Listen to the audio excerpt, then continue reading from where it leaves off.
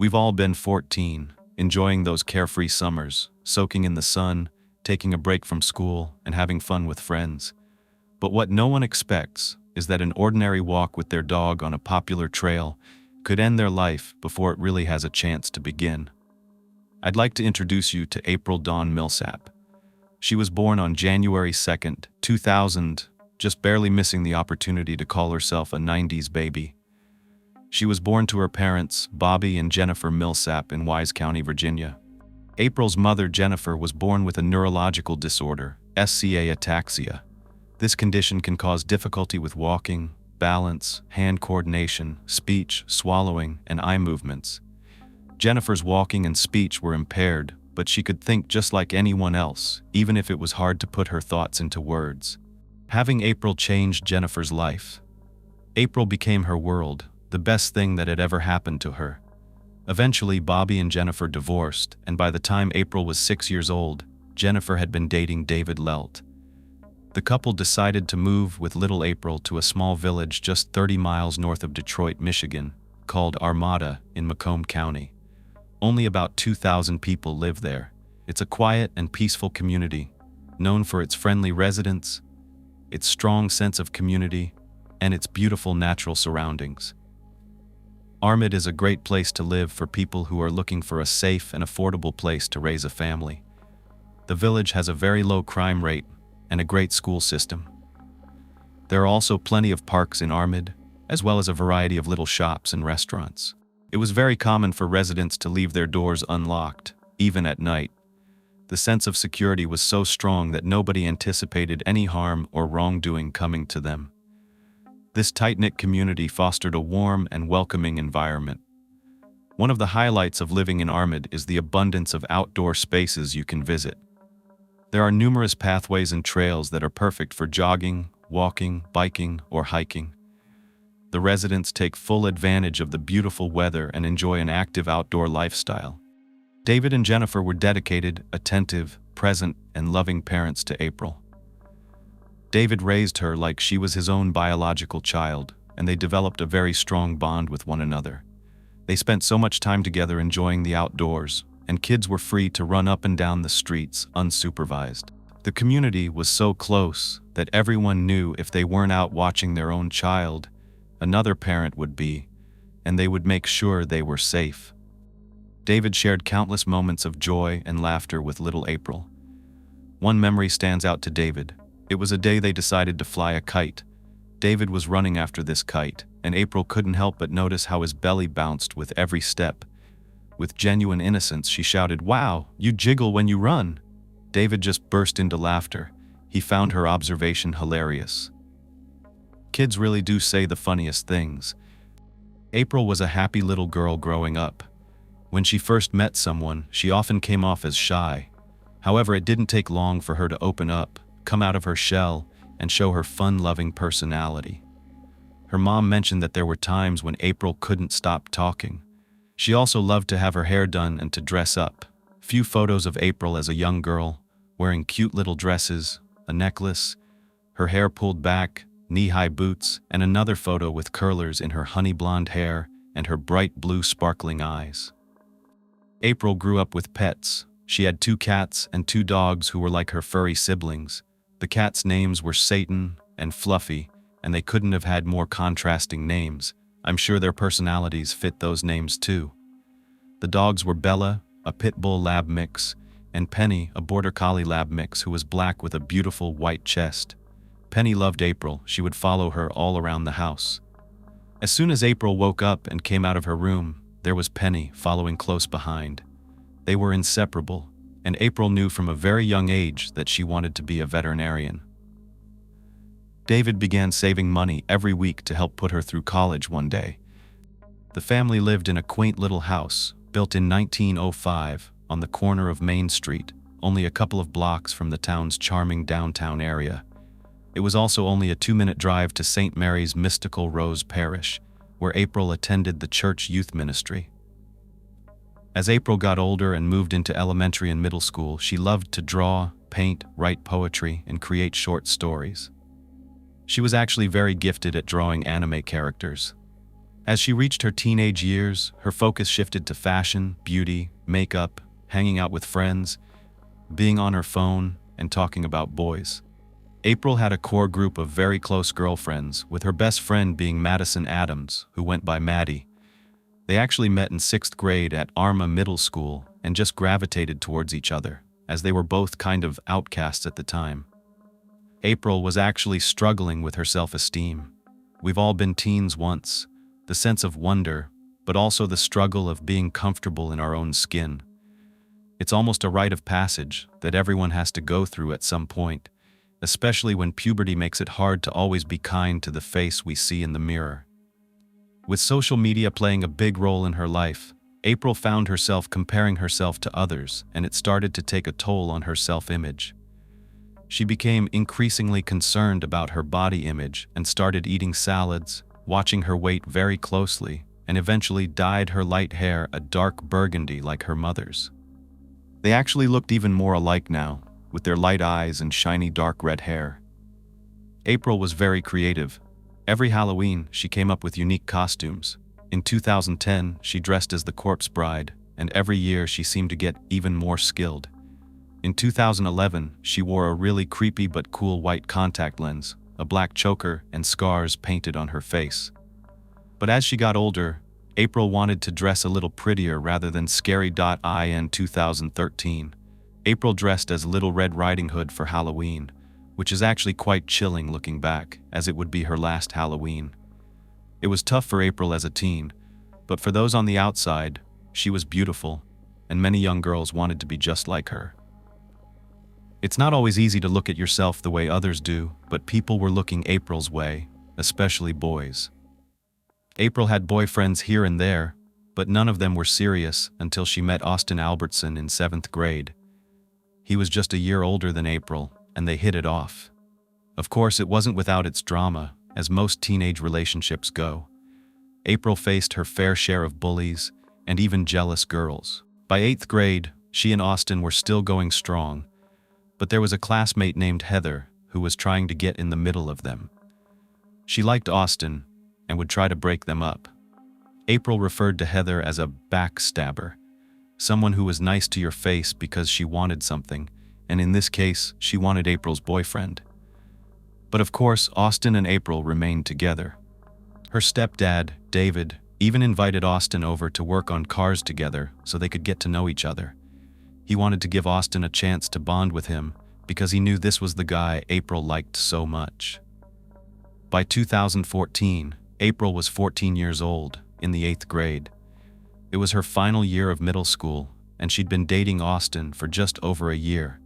That was an exciting year, as April had her confirmation at church. It was a very special day for her. She was so proud of herself, and her family was so proud of her too.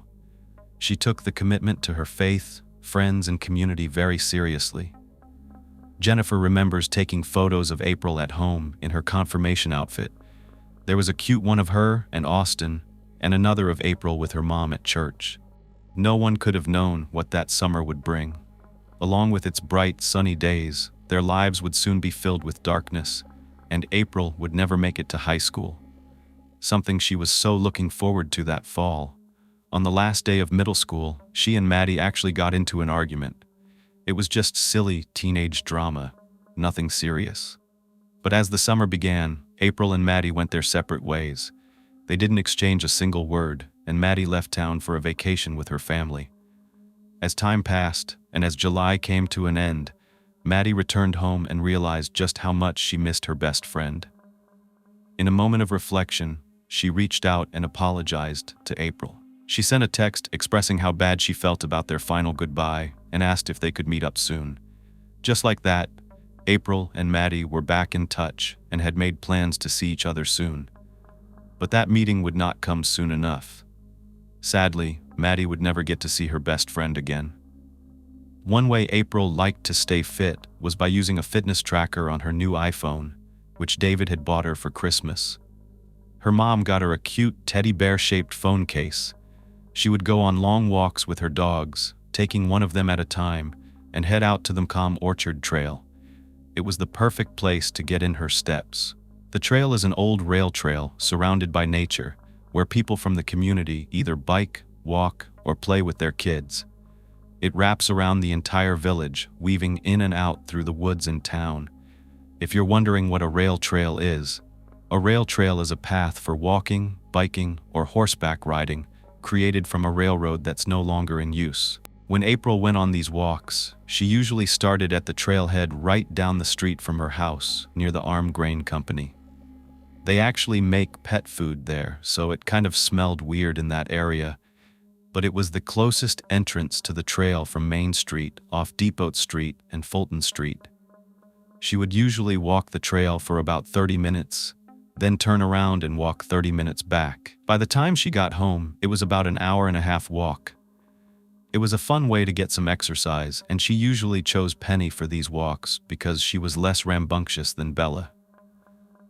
April never took both dogs at the same time because they were way too much trouble together. I can relate. She took these walks every other day, if not every single day. It was part of her normal routine. On Thursday, July 24th, it was just an ordinary summer day for April and her family. April woke up around noon, of course sleeping in on her summer break. She spent most of the morning on her phone in her room, chatting with friends, making plans to go shopping and hang out before school started again. Once up and in the kitchen, April prepared a salad for herself. David jokingly referred to her meal as rabbit food before leaving for work that afternoon. He said goodbye to April like he had done so many times before. Nothing seemed out of the ordinary. Later, around 5 o'clock that evening, April started getting ready to go on one of her routine walks.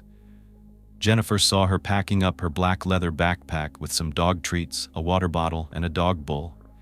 Then she put Penny's leash on, and by 5:30, April was heading out the door. April and her mom exchanged a quick goodbye. Jennifer didn't say, "I love you," or embrace her daughter, but she would have if she had known this would be the last time she'd see her. To Jennifer, though, it was just so normal. They'd done this so many times before, so they just exchanged a simple, "Bye, I'll see you later." She assumed she'd see April back in an hour or two for dinner.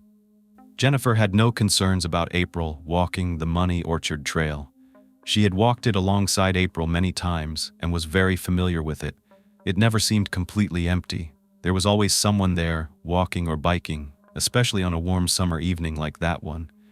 But by 7 p.m., Jennifer noticed that April still wasn't back yet.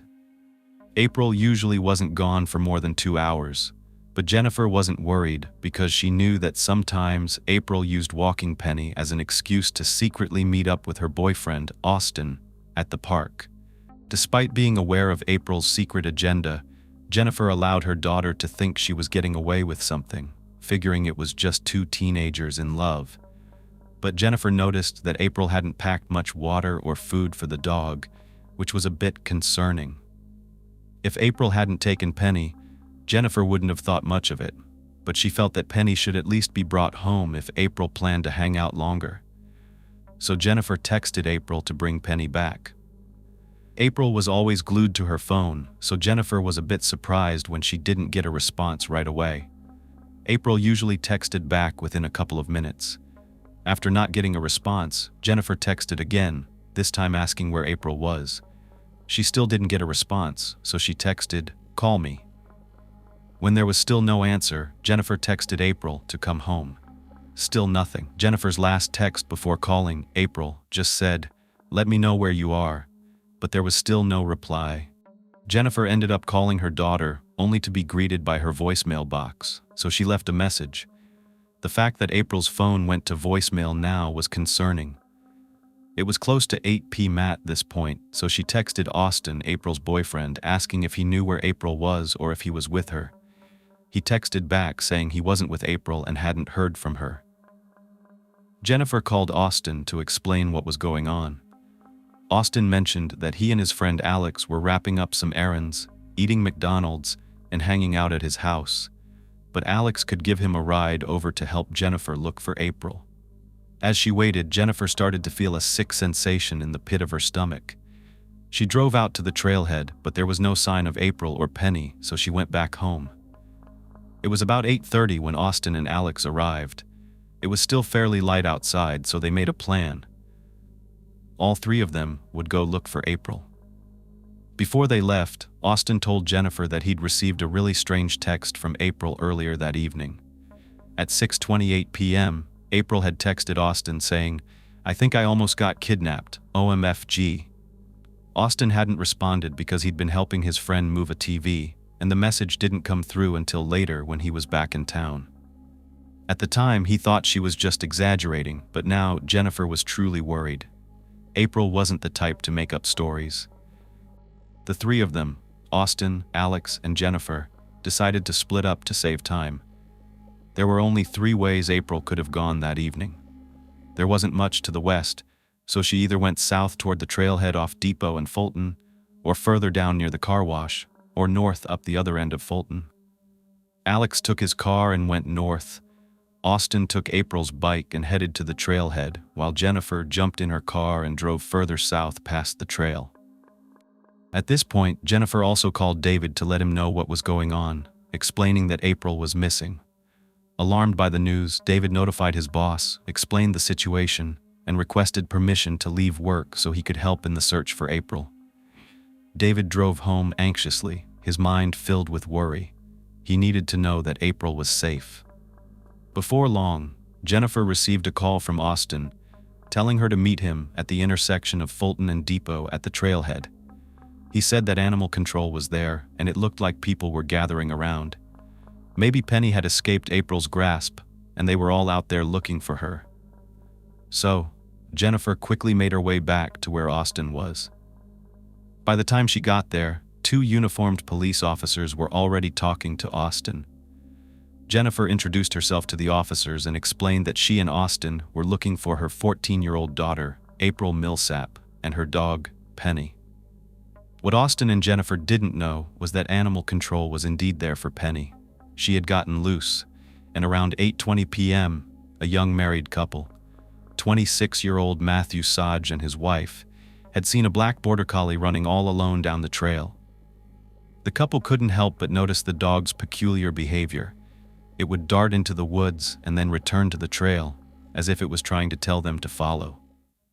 Curious, they made their way off the trail, down a small ravine, and towards a drainage ditch.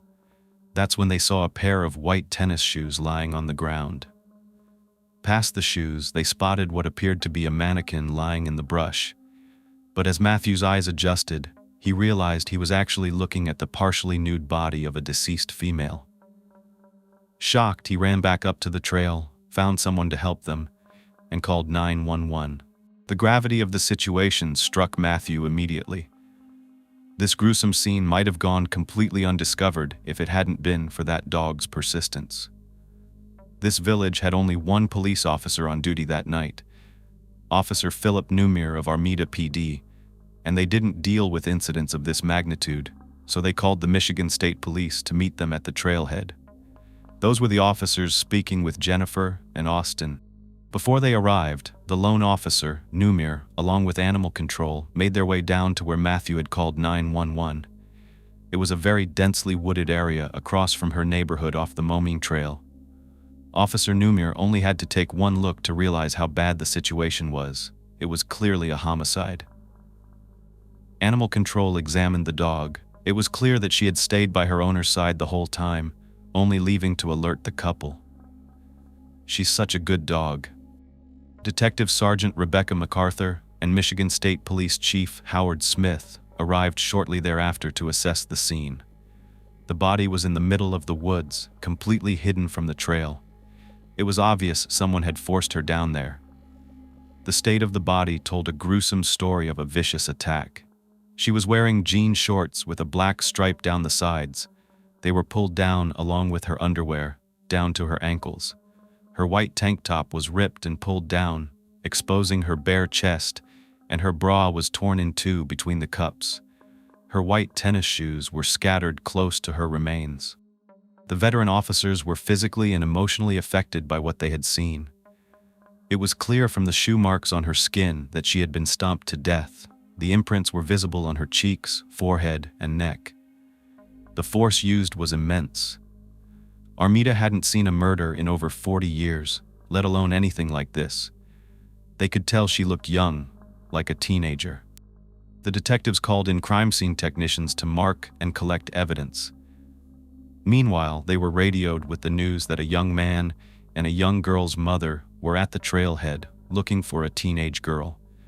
They went up to meet them, and that's where we left off. The officers asked Jennifer what happened, and she told them what she knew. The last time she saw her daughter April was when she was heading out for a walk with her dog Penny.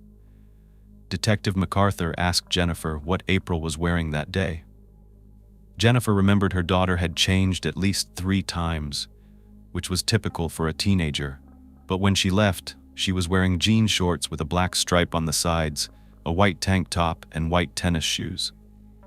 When the detective heard the description of the clothing and knew April was with a dog that matched the one animal control had, she realized Jennifer's daughter was likely their victim.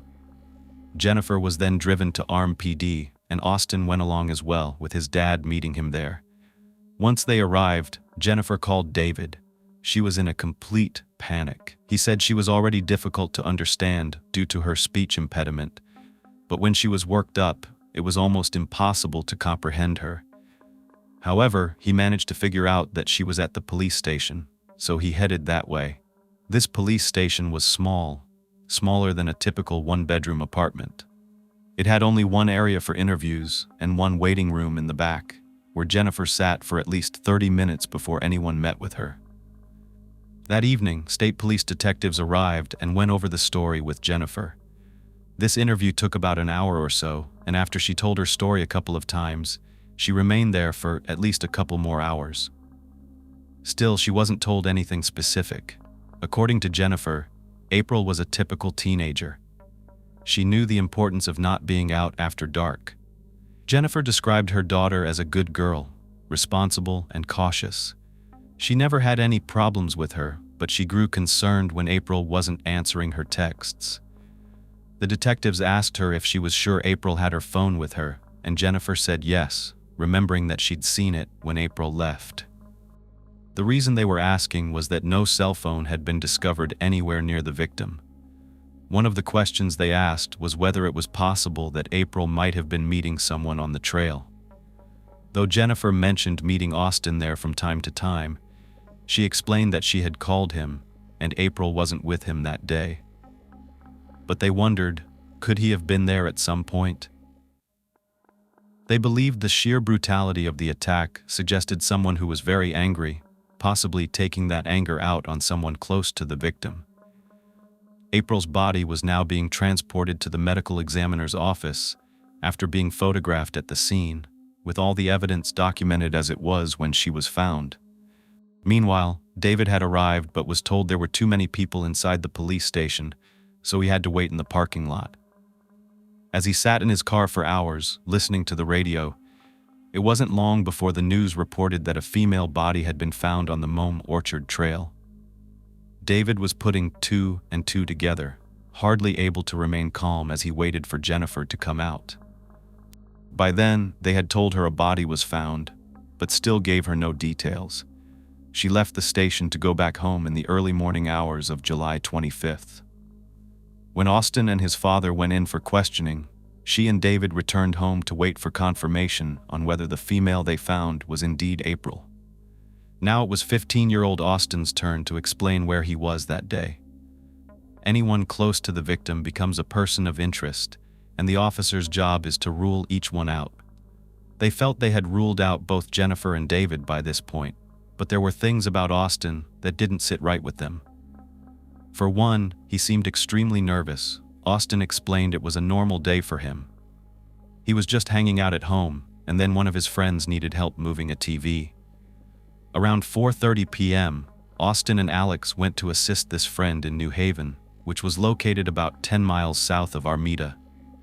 Afterward, around 6:30 p.m., he said he and Alex stopped at a McDonald's drive-thru to get something to eat, then returned to Austin's house to eat and hang out. Not long after, he got a text and a call from Jennifer about April. He said the last time he saw April was actually on Sunday, the 20th, as they weren't really talking. He admitted they had gotten into an argument that day after April saw something on his phone that upset her. He insisted she had the wrong idea, but she wouldn't let it go, Detectives asked if that was why he hadn't responded to April's text about almost being kidnapped. He said no, he hadn't seen it until much later due to poor service. However, something about his story seemed suspicious. They considered the possibility that Austin might have texted himself from April's phone and taken it from the scene. They asked if they could see his phone and go through his text messages to check for any exchanged words prior to April's walk that day. That's when Austin admitted he had deleted maybe 4 or 5 texts. He acknowledged that it didn't look good, saying, "That probably doesn't look very good now that she's missing." He explained he got really nervous when he realized the police were involved. He didn't want it to look like their last conversation had been a heated one. He said he was freaking out, unsure what to do. Upset and young, he'd never been in a situation like this before. He mentioned he initially thought April was joking when she texted him about almost being kidnapped. He didn't see it until 7:44 p.m., so by then he figured she was over it. But the detectives were going hard on him at this point. They took a picture of that text as evidence and really pegged him as their prime suspect, even saying, "We don't think you went out there to premeditate anything, but something might have escalated and something happened." At one point, Austin's dad said, "Listen, you've had him here for hours. Can I take him home now?" It's true. They didn't start questioning him until about 1:30 in the morning, and now it was close to 5 a.m. Twang. They explained that they just needed to clear him, so he agreed to take a polygraph, which he passed. That still didn't completely rule him out, but they did have enough information to check his alibi for that evening, so they let him go for now. By the next morning, news of a female's body being found on the Mome Orchard Trail had spread through Armid. The victim still wasn't identified, but it was shocking to the small village. Maddie's mom told her that a body had been found, and she immediately texted all of her friends, including April, desperately seeking reassurance that they were all safe. Each one of them texted back equally horrified about what happened, except for April. She hadn't responded. At the time, Maddie didn't think much of it. There was so much commotion going on, with police presence everywhere. It was overwhelming. At least 50 officers were called in to assist with the investigation, and they cordoned off a portion of the trail with crime scene tape. This was quite a sight in a very small village. They were combing the immediate area for clues, and they knew the small police department in Armid wasn't going to cut it, so a makeshift police investigation center was set up at Armid Middle School. There were about 70 officers collaborating with the FBI, gathering clues and statements. The community was scared when they heard the news. Parents stopped letting their children play outside because they feared whoever had done this was still out there, lurking in the shadows, looking for their next victim. The streets that were once filled with laughing, smiling children playing together were quiet, except for police cars parked up and down the roads. Officers were making appearances at everyone's door, asking if they had seen or heard anything out of the ordinary the day before. Finally, they seemed to get a lead. It came from a young girl around April's age, who said she had seen something peculiar the day before. A weird, banged up, and dented white or grayish box truck with a couple of men inside. They were driving really slow behind her, then stopped and pointed her way. It made her so uncomfortable that she took out her phone and shot a video. Of course, at this point, the footage was blurry and quite far away, but the police needed anything they could get. They needed to put this out to the public, and that's exactly what they did, though not before holding a press conference to notify the community about the situation and reveal who had been murdered. That same day, around 1:30 in the afternoon, an FBI investigator came to Jennifer and David's door. They were both home at the time, and the investigator informed Jennifer that he had come for an identification. Without saying much, he handed her a photo of the deceased victim from the neck up. The photo wasn't of good quality, not even that clear, but it was clear enough for Jennifer to know it was her only child, April. No one present at that time will ever forget the sound that came out of Jennifer's mouth. She wailed in pain and heartbreak, and David couldn't bear to see her that way. He couldn't look at the photo. He stumbled out of the room, grief-stricken, nearly collapsing against the wall. Nothing prepares you for something like this. All Jennifer wanted to know was why. What did April do to deserve this? She said she thought, why her child? Why anyone's child? The detectives had encountered countless tragedies in their line of work, but the sheer intensity of Jennifer's reaction left them overcome with emotions. So much so that it was hard for them to get back to work. But they knew they had to, in order to get justice for April. Sometimes we forget that these officers are human. They have families of their own. At this point, the autopsy results had come in, and the chief of police for Armid was ready to face the public, the Armid police chief, Howard Smith, and he asks anyone with information to please contact the police. He also mentions that the trail is already open to the public because they had finished going through the crime scene. But hardly anyone was walking on that trail, especially alone. Here's that press conference now. What we're currently doing is the Arma Police Department and the Michigan State Police are investigating a homicide that occurred within the village limits of Armid. It happened in the area of Fulton Road and Depot, which is at the south end of town. It happened on the Macomb-Moore Trail, 820, last night. The primary investigation reveals that 2 adults who were on the trail using it were alerted to a female's body located in a drainage ditch. The cause of death was homicide. The victim has been identified as April Dawn Millsap. She's 14 years of age, and she is from the village of Armid. Detectives are currently looking for a large gray box van that was seen in the area of the crime scene. This is described as a painter's type of van. It has dents all over it, and the van was occupied by 2 white males. When April's best friend Maddie got the news that her best friend had been killed, she could not believe it. She was devastated. All of April's friends were. It was all anyone was talking about. How could something like this happen to someone just like them? Were they in danger? There were just so many questions. The public was told to be aware that there was no one in custody, meaning the killer was still out there. I already mentioned that her camisole-type top and her pink bra were pulled down to her waist. The bra was ripped between the 2 cups. She had on a lightweight sweater that was pulled off her shoulders. Her shorts were only around her left ankle, and her underwear was pulled to her ankles, but there was no evidence of forced intercourse. It appeared as though the killer may have been interrupted and therefore enraged, and to leave no witnesses to what he intended to do to her, he killed April. There was some leafy material clutched in April's hand.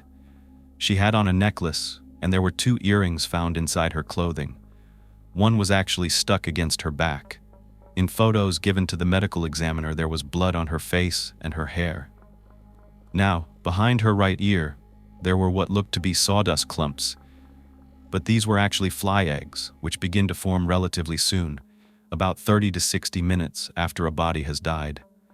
This gave a time frame for April's death. Her cause of death was blunt force trauma to the head and asphyxia due to neck compression. Now I want to go over the injuries described in the doctor's report. There was a bruise over April's right eyelid, and in both eyes she had small hemorrhages, broken capillaries. Similar hemorrhages were inside her mouth, on her upper and lower lip, and along her gum line. This is caused by increased pressure in the head. There was a bruise to the front of her tongue, and her left eye was swollen closed. There was a cut beneath her left eyebrow arch, and it was determined that this type of injury would have been caused by something smooth. It could be a hand, but it was probably something heavier. Moving on, there was a bruise on the bridge of her nose. Keep in mind, the medical examiner went beyond the skin, pulling back the skin to see how far these injuries extended, and concluded that these injuries were not due to a mere slap or punch. It took a lot of force. Next, there were 3 red linear cuts above her left eyebrow. There was bruising on both of her ears and tiny abrasions, and most significantly, there were red and purple herringbone patterns, a bruise on her left jaw, as well as an abrasion on her right jaw. When April's scalp and skull were examined under the skin, there were hemorrhages, or bleeding, on both sides of her temples, another hemorrhage on the top of her head, as well as the back and head area. These injuries were not caused by a slap or punch either. The medical examiner used a saw to remove the top of the skull and found injuries even deeper into the brain tissue. There was bleeding underneath the dura, the membrane covering the brain, all around the surface of the brain, as well as multiple bruises on all sides of her actual brain. This happens as a result of the head being struck with enough force that it moves the brain back and forth inside, hitting the skull. This bleeding was actually inside the skull bone, and it could be seen under a microscope, again showing just how much force was necessary to cause these injuries. The medical examiner said that it was such extreme force that it's usually seen in car accidents, especially when a pedestrian is struck by a vehicle or when they fall from a very high surface. There were 23 separate injuries to the head alone, and they could not have been caused by one strike. Moving on to the neck, a 6-inch red bruise in a herringbone pattern was across the front of her neck. There was an abrasion to the left lower neck, and when looking internally, the doctor examined bleeding underneath the skin of the neck, especially in the left area. That bleeding went deep into the muscles. There were hemorrhages on and throughout the trachea, and she believes that this is where the blood from the scene came from. Essentially, when a victim is in this state, they actually spit up blood. The thyroid cartilage also had hemorrhages in it. There were 14 additional areas of injury across the rest of her body, and one was internal bleeding above the aorta valve of her heart, showing an impact to April's chest. She had bruises, cuts, and scrapes on her arms, and there were bruises and abrasions on other extremities. But the bulk of her serious injuries were to her head and neck, which ultimately caused asphyxia. What the medical examiner believed happened was that April was hit over the head multiple times and at some point rendered unconscious or at least unable to move. The killer began his violation, but something caused him to stop. At that point, the medical examiner believed the killer stomped on April's head, face, neck, and chest until she was no longer breathing, perhaps even holding their foot on her neck until she took her last breath, or stomping on her windpipe for at least 3 to 5 minutes. This was the opinion because there were clear shoe impressions on her forehead, cheek, and neck area, and a herringbone pattern. The medical examiner said, with that shoe tread, indicating that someone had stood on her neck. This attack on April could have lasted over 10 minutes, from the initial blow to her head until her neck was compressed in order for her to completely stop breathing. Her estimated time of death was sometime between 6:30 and 8 p.m., but most likely sometime after she alerted Austin that she had almost been kidnapped. The shoe prints were documented and studied. It was their biggest clue because they didn't have any DNA evidence to analyze at this point. They would use these impressions and try to match them to any of the suspects' shoes as they moved through interviews and got tips. A bunch of tips were coming in after that press conference, hundreds from Armid and beyond. Detectives may have been done investigating the scene, but they weren't done combing through Armid. They wanted to try to locate April's cell phone first. They decided to ping it and see if they could get a GPS location, but with just one ping, the signal died out. The phone was most likely dead or damaged. At that point, they assembled a team of 40 people, comprising dedicated detectives and officers, and in order to maximize their efforts, the search area was expanded to encompass 3 counties, requiring the involvement of every available officer within those police departments. They sent a canine out on the trail. One particular bloodhound, named Buster, proved instrumental in this search. Buster was given an article of clothing. It was actually a shoe of April's, and then the officer commanded Buster to track that odor. Buster tracked for several streets into Armid, and ultimately, he successfully tracked all the way back to April's house. When they realized that Buster definitely had April's scent, they continued to tell him to track, and Buster took them west of Omo Road. I'm showing this on a map, but it's kind of on the back of the Mome Orchard Trail. Ultimately, Buster took the officer to a driveway off of this road, then down that driveway into some brush on the side. That is where Buster found April's phone, in this location, right next to a lakefront, half a mile east of where she was murdered. The phone screen had cracks all over it, and sure enough, as they looked around, Buster located the case, which was split into 2 pieces about 60 feet away. At the crime lab, forensic experts embarked on a comprehensive analysis of April's cell phone. Their primary objective was to uncover any valuable clues that could potentially lead them to April's murderer. By conducting a thorough examination, which included a data dump and analysis of her texts, calls, emails, and things that she was doing on apps, the detectives were hoping to gain crucial insights into the circumstances surrounding April's murder. The detectives anxiously waited for the state crime lab to extract the information from April's cell phone. They knew they had to pursue other leads, and one of their priorities was verifying the alibi provided by April's boyfriend, Austin, and also looking closer into their relationship. The detectives decided to speak with Maddie, April's best friend, hoping to gain some insights into Austin and his bond with April. Maddie assured the detectives that April and Austin were a great couple. They were deeply in love with each other, and she emphasized that their relationship seemed strong and genuine. According to Maddie, Austin was always supportive and caring towards April, and she could not fathom him being involved in her murder. But how many times have we heard that? Things aren't always what they seem on the outside, so detectives were dedicated to their efforts of verifying Austin's alibi during the time of April's murder. Austin had claimed that he had visited a McDonald's drive-thru with his friend Alex, which led detectives to believe there might be some CCTV footage. They did acquire that video evidence from McDonald's, and the detectives were able to establish that Austin was indeed present at the McDonald's around 6:30 p.m., which coincided with the time when April had messaged him about her close encounter with a potential kidnapper. At this point in the investigation, Austin did not appear to be the perpetrator of April's murder because there would not have been enough time for him to leave town, go to the location where she was murdered, go all the way back to his house, and Alex had been driving. He was with him the entire time. Once it became clear to the detectives that Austin was not responsible, their focus shifted towards the possibility of a stranger. Everyone they had questioned who was close to April had been ruled out. She was an ordinary, quiet teen who wasn't involved with anything nefarious.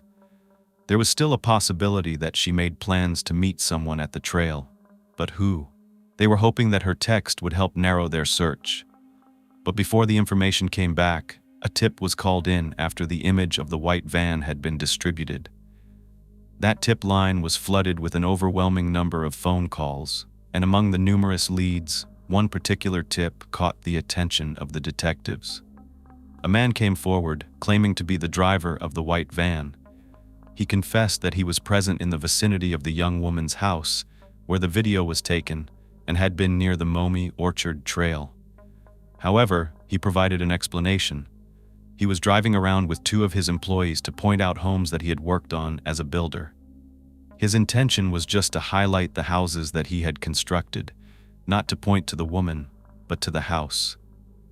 He was able to provide an alibi and business information, and the investigators were able to obtain photos of the man and his van, which the young woman positively identified.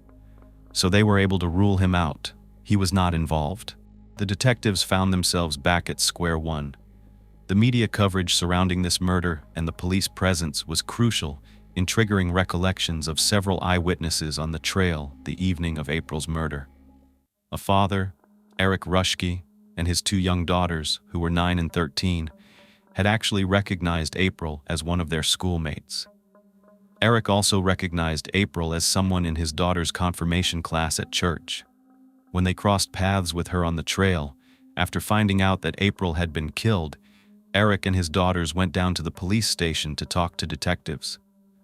Eric told them that he and his daughters were riding bikes starting about 6:10 p.m. July 24th. They were getting into the part of the trail where it gets more forested approximately right here, and he distinctly remembered seeing April. She was wearing a backpack and walking her dog while looking down, completely engrossed in her phone. He said it was sometime around 6:25 or so. She was walking westbound as they were coming towards her. The girls exchanged a smile, a hello, and a wave. However, what caught Eric's attention was the presence of a man with a motorcycle, which was prohibited on the trail. No motorized vehicles were allowed. This man wasn't riding it, though. He was actually walking it alongside April. He still had his helmet on, which was a full-face helmet, so Eric did not get a good look at his face. He couldn't make out any identifying characteristics, except that he was wearing long pants, a black shirt, and had a backpack on. Eric and his girls rode down to Pit Road and turned around to go back the same way they had come. They probably came up to that same area where they saw April, around 6:50 p.m. But by that time, they didn't see April, the man on the motorcycle, or the dog, Penny. Because motorcycles were not usually on the trail, this incident stuck out to this father. In addition to the fact that he was quite a motorcycle enthusiast, having been riding dirt bikes since he was 10 years old. He actually knew what style the bike was.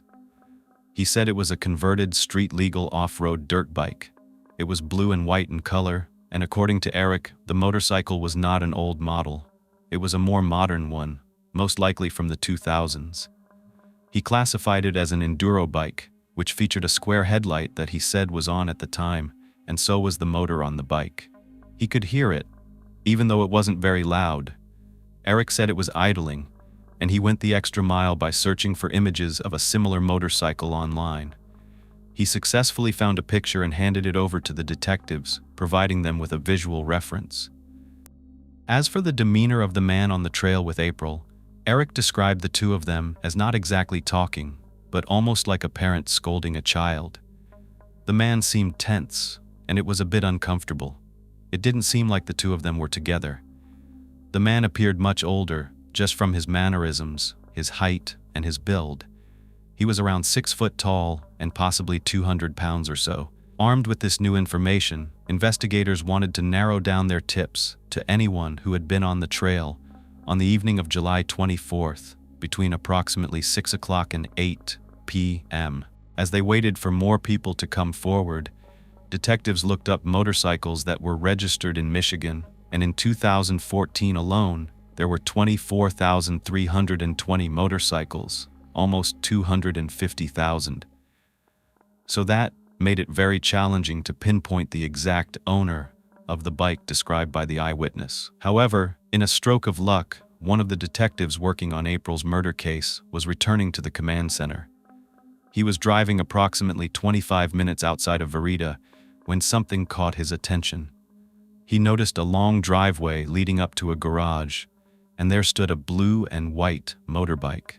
It was such a coincidence that he wasted no time, snapped a quick picture of the bike and of the address, and handed it over to the team for further investigation.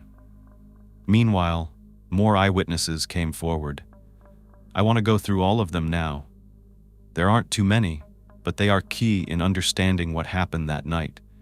I'll reveal what they saw in the order in which it was seen, not exactly in the order in which it was reported, if that makes sense. Mary Stein, a college professor in her 50s, and her husband Douglas were riding their bikes on the Mome Orchard Trail in Armid on the evening of July 24th. Mary remembered spotting April and her dog about 100 feet ahead of her, standing near a man who was beside his motorcycle around 6:25 p.m. The two were standing in the middle of the path up ahead, so she was trying to navigate around them. That's when the girl separated from the man and walked away, moving out of the middle of the road and to the side, walking west. As Mary passed April, she was, in her words, walking deliberately and gave a tight smile. She said she either mouthed the words hi or said it out loud, but there was tension in April's face. Mary said that the man was a little ways behind, with his motorcycle parked and helmet in his hand, not on his head, so she got a good look at him when they passed him. He was staring in her direction, towards where the girl had walked away, and, to her, it seemed like there was some anger in his eyes. He had furrowed eyebrows, and Mary said that the young girl and this older man weren't really talking. They were standing close together, and according to Mary, it just seemed odd. She said hello to the man, and he remained silent and put his head down. She thought that was rude, especially considering this was a very community-centered area. Something about this encounter bothered both her and her husband, so much so that they talked about it. They don't usually have small talk on their bike rides, but Mary couldn't help but wonder what that was all about. She asked her husband, "What do you think that is? An older boyfriend or a stepdad?" She doesn't know why she assumed it was a stepdad, but that's just what came to her mind. For one, the motorcycle being on the trail was strange, and she could tell that the man was much older than the girl. He wasn't dressed in summer or athletic type attire either. Her husband, Douglas, commented that it was really strange that they didn't hear the motorcycle start up at any point as they rode away. They were in this approximate location on the trail when they had this encounter. This is known as the Liberty Trail area because there's a small trail that comes from Liberty Lane in the subdivision above down to Mome Orchard Trail. When Mary last saw the man and the young girl, the two of them were about 30 to 40 feet apart, and this was after they separated. Now, Mary and Doug proceeded on their bike ride for a few more miles to Pit Road, and then they turned around and rode back the same way they came. They passed the Liberty Trail area once again, and at that point she did not see the young girl, the man, the motorcycle, or the dog. The next day, on Friday, July 25th, Mary heard a news bulletin on the radio in the afternoon. It was about a young girl on the Mome Orchard Trail who had been murdered, and she thought back to the strange encounter. The police were going to hear from Mary again, but for now, this was confirmation about the motorcycle being in the vicinity of the girl that matched April's description, and of course, Penny the dog's description. Now, Mary was told that a composite sketch was being made from another eyewitness at the time, which we'll get into in a moment. Mary would have the opportunity to review this composite and respond so that she could add what she saw. This was supposed to happen before it went public. Now for the next eyewitness. His name is William Buchanan, and he too saw a motorcycle on the trail. William was riding east on his bicycle all the way down to 33M Road and then headed back. When he approached Omo, heading back west, he could see a light about a quarter of a mile away. He thought it was odd, in daylight, that a light was on and flashing.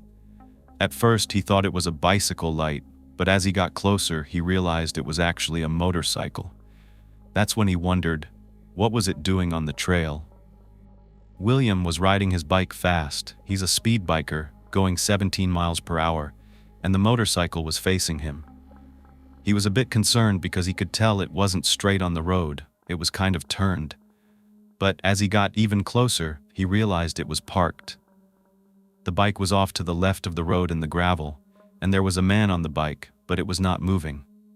William said the man was tall and slender, about 6 feet tall, and he had on a full-face helmet, so he couldn't really tell his age or identity, but he nodded at the man, and the man nodded back. After passing the man on the motorcycle, William saw a young girl heading west on the edge of the trail. She was looking down and walking fairly quickly, with her hair down, covering her face. So he did not get a good look at her. The next witness was a guy named Rick Land. He was also riding his bike quickly. He was speed biking, and saw a black dog on the side of the trail, before the ravine that dropped down. The dog was by itself, so he thought maybe the owner was in the brush, relieving themselves or something, so he didn't think much of it. At that point, he was heading east on Mome Orchard Trail, and he went quite a ways. He went all the way to Gazebo Road, then came back west. At that point, he didn't see the dog, but he heard the dog barking over and over again. When he got to the area where he first saw the dog, the barking was coming from the north side of the trail. Rick stopped, looked around, and realized the dog must be inside the woods. He still didn't give it much thought until he got home. After he washed his bike and put it away, settling down, he turned on the news. That's when he heard the report of a crime on the trail. Now his nephew was a Mome County deputy, so he called him and told him to call the tip line. Rick did and left a message for them to contact him, which they did. The next two witnesses, and I know this sounds like a lot, but it's giving you an idea of what people saw, are Amy Spinella and her mother, Gail. Gail lives on East Main Street in Madison, and when she got off work, she went on a bike ride with her daughter Amy. They left the house around 5:50 p.m., Mand went to the Marathon gas station, then took Church Street to Depot Street and got onto the trail, heading east toward Omo Road. They were going at a very leisurely pace.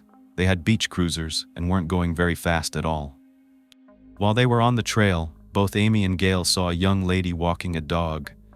She was looking down at her cell phone around the Liberty Trail area. Gail said hello, and the young lady said hi back. Right after they passed her, they heard a motorcycle behind them. They thought it was really odd at that point because the motorcycle was going in the same direction they were. As it passed, the motorcycle rider actually cut in between Amy and her mother, then got ahead. That's when he made a U-turn and came back around in the direction where they saw the young girl walking. At that point, they couldn't get a good look at the guy's face because he was wearing a black helmet with a clear shield, and it was down. Amy and Gail kept going until they got to Omo Road, then turned around and came back the other way. They said it probably only took them 10 minutes. When they were coming back, something caught their attention. They saw a motorcycle, but this time, it was parked on the left side of the trail, on the shoulder, just past the Liberty Trail area. They both thought it was weird, and Amy was cautious because she thought somebody might jump out of the brush. She didn't know why. Gail was wondering where the man who was on that bike went. They kind of slowed down and looked around. Gail actually said to her daughter, "Where's the guy on the bike?" She told Amy that she was going to look to the south, and Amy should look to the north as they passed by. Gail didn't see anything, but then, about 25 feet past the bike, Amy heard rustling in the bushes off to the right, and then she saw a dog. When her eyes went up towards the trees, she suddenly made eye contact with a man who was coming out of the bushes. His eyes were piercing. She said it was almost like he had done something wrong and had just gotten caught. She thought maybe he was just going to the bathroom. She couldn't really be sure. Since the girl looked so young in her mind, she thought that this guy must have been young too, and that they were somehow friends and he was just goofing off in the woods. When she caught up to her mom, Gail said, "Maybe we should go back." But Amy said absolutely not, that they were going home. She said it sternly, so that's what they did. It wasn't until the next afternoon that they found out there was a murder on Mome Trail. Amy's dad had called and told them. Amy's first question was, "Do you know if there was a black dog there?" He said yes, and she just began to cry because that's when it hit her what she had witnessed. She immediately got on her bike, went down to the trail, and looked for a police officer to tell them what she saw. She was the one who was asked to help create a composite sketch with the sketch artist. Amy described the man as having piercing eyes and kind of disheveled hair. She couldn't really make out his lips or chin, so they kind of made guesses as to what they might look like. Gail was also interviewed afterward, but she hadn't gotten a good look at the man. Now that you know how the composite I talked about was created, remember, the police had told Mary, the first eyewitness, that she would have a chance to review the composite before it went live. Well, that actually didn't end up happening. She ended up seeing the composite a couple of days later on Sunday the 27th, and that made her feel very uneasy. She was upset because, in her mind, it wasn't accurate. She had seen more of the man than Amy had, but Amy had been at the police station first, so there could have been a rush to get something out to the public. Mary thought there were elements of the composite that were accurate, but there were a lot of inaccuracies as well. So, she felt she needed to call the police and let them know. First, she said that he looked way too young in that composite. The person she saw was at least in his 30s. The hair was wrong. It was lighter, it wasn't curly at all, and it was short. His face in the sketch was way too full. However, the eyes and the nose matched what she remembered.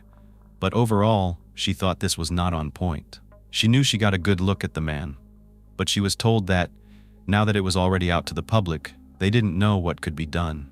Maybe some minor adjustments. But that never happened. For now, let's talk about April's phone data. And this is the craziest part of this case. FBI Special Agent Matthew Zen was examining the data that was downloaded from April's iPhone. And this isn't like looking at the phone itself. It's a big folder with a lot of folders inside, each one from different apps on your phone and files that your phone stores, which can include coded files, applications that make your phone run, pictures you've taken, and so much more. There's a lot. Well, as Agent Zen is going through these files, something catches his eye. What he was looking at appeared to be a screenshot of a text message.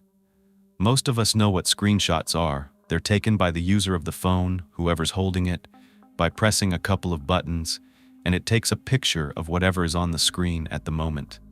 Well, it's what's captured in that screenshot that throws Zen off guard. I'm going to put the actual screenshot on the screen. It's the text that Austin talked about receiving from April. It says, "I think I almost got kidnapped.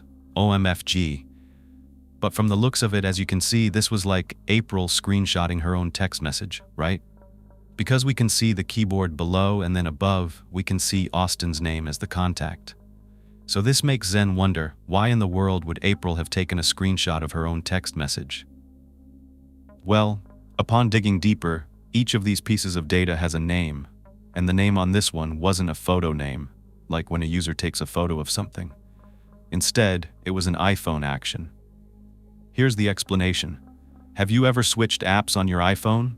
Let's say you go from texting to wanting to open another app. You tap up a little bit, and then you see panels of examples, which are kind of like pictures of the different apps that are open on your phone, and you can choose one of them. Well, the iPhone actually takes photos of where you left off in each of the applications that you were on. This is in order to give you a photo array that you're seeing here. So at some point, April had been in the middle of switching between different apps, and that in turn created a photo that was actually generated by her iPhone. She did not take a screenshot of that text.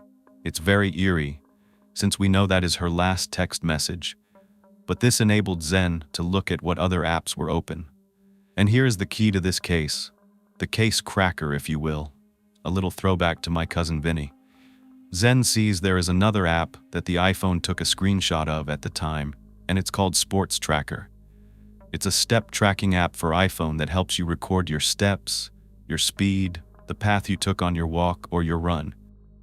This is important to Zen, and to this case, if April was using this app while she was on her last walk, and if it were to show her path, it could present them with such useful information. The only issue is that Zen doesn't have the physical phone. He's not looking at the app, it's only coding inside folders, and he can't decode them. Well, he has to track down the sports tracker company, and it's out in Denmark. So he gets in touch with his attaché in Copenhagen, and they're able to retrieve the user data from Sports Tracker. When it's turned back into the FBI, it's in video format. They kind of recreate what April's phone would have looked like, what her screen would have shown at the time. It does take them a little while to get it back to the FBI, so we'll come back to this. Now remember the detective who saw that motorcycle in the driveway of that home?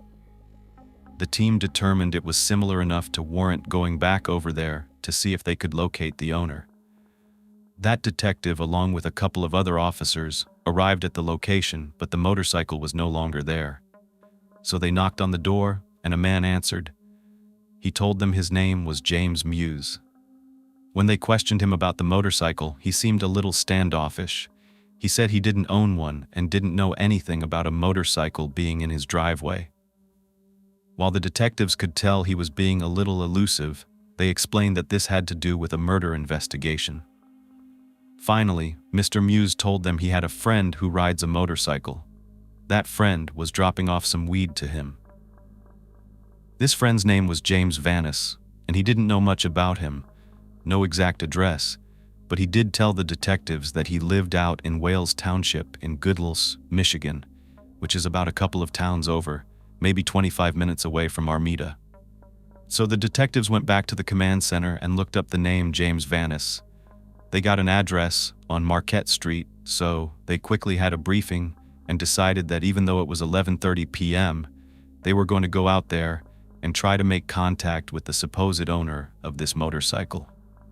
Now, this is a pretty big house. I'd probably call it a mansion, out in the middle of nowhere, just on a lot of land that's good for growing things. And you know what kind of exchange the guy on the motorcycle was allegedly making with his friend? They knocked on the door, and a much older man answered. They asked for James Vannis, and the older man said, "I'm James," but they knew that the man they were looking for was in his 30s, actually 32. So they asked this older guy, "Well, is there a son maybe?" He said, "Oh yes, my son, he's also James Vannis." So he called him outside. Now, the younger James, his father, his mother Brenda and his girlfriend Crystal came out to the front porch to talk to the police.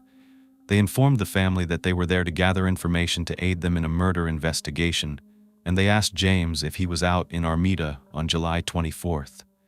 He said yes, he was. Detectives asked him for a rough timeline. What did he do, and why was he out there? James was friendly. He had a casual conversation with the police. He said he left his house around 5 p.m. heading over to his brother Donnie's house. He said he had to pass Armida on his way to his brother's house. But he was about 10 miles out when he realized he forgot his sunglasses, so he drove back home, grabbed them, and then headed out a second time, which was, he thinks, about 5:30 p.m. He said that on his way he stopped by a Marathon gas station to take a break because the seat on his bike was very uncomfortable. He just needed to stretch his legs. Now, I want to point out that this Marathon gas station is in the middle of Armida. It's blocks away from the Mome Orchard Trail, and it's where Amy and Gail also stopped that day to put air in their bikes. James said that he called his brother a couple of times, trying to see if he was home yet from work, and he didn't get an answer, so he just headed out there anyway. When his brother wasn't home, he went out to Tim Hortons in a town called Romeo, since apparently Donnie was supposed to be stopping there or worked there. He wasn't really sure. James said he rode through the parking lot, didn't see his brother, so he proceeded back to Donnie's house. By the time he got there, his brother was home. James says the two of them hung out, and then he went back to his parents' house in Marquette. He knows it was before it got too dark, because he's always worried about deer being on the road.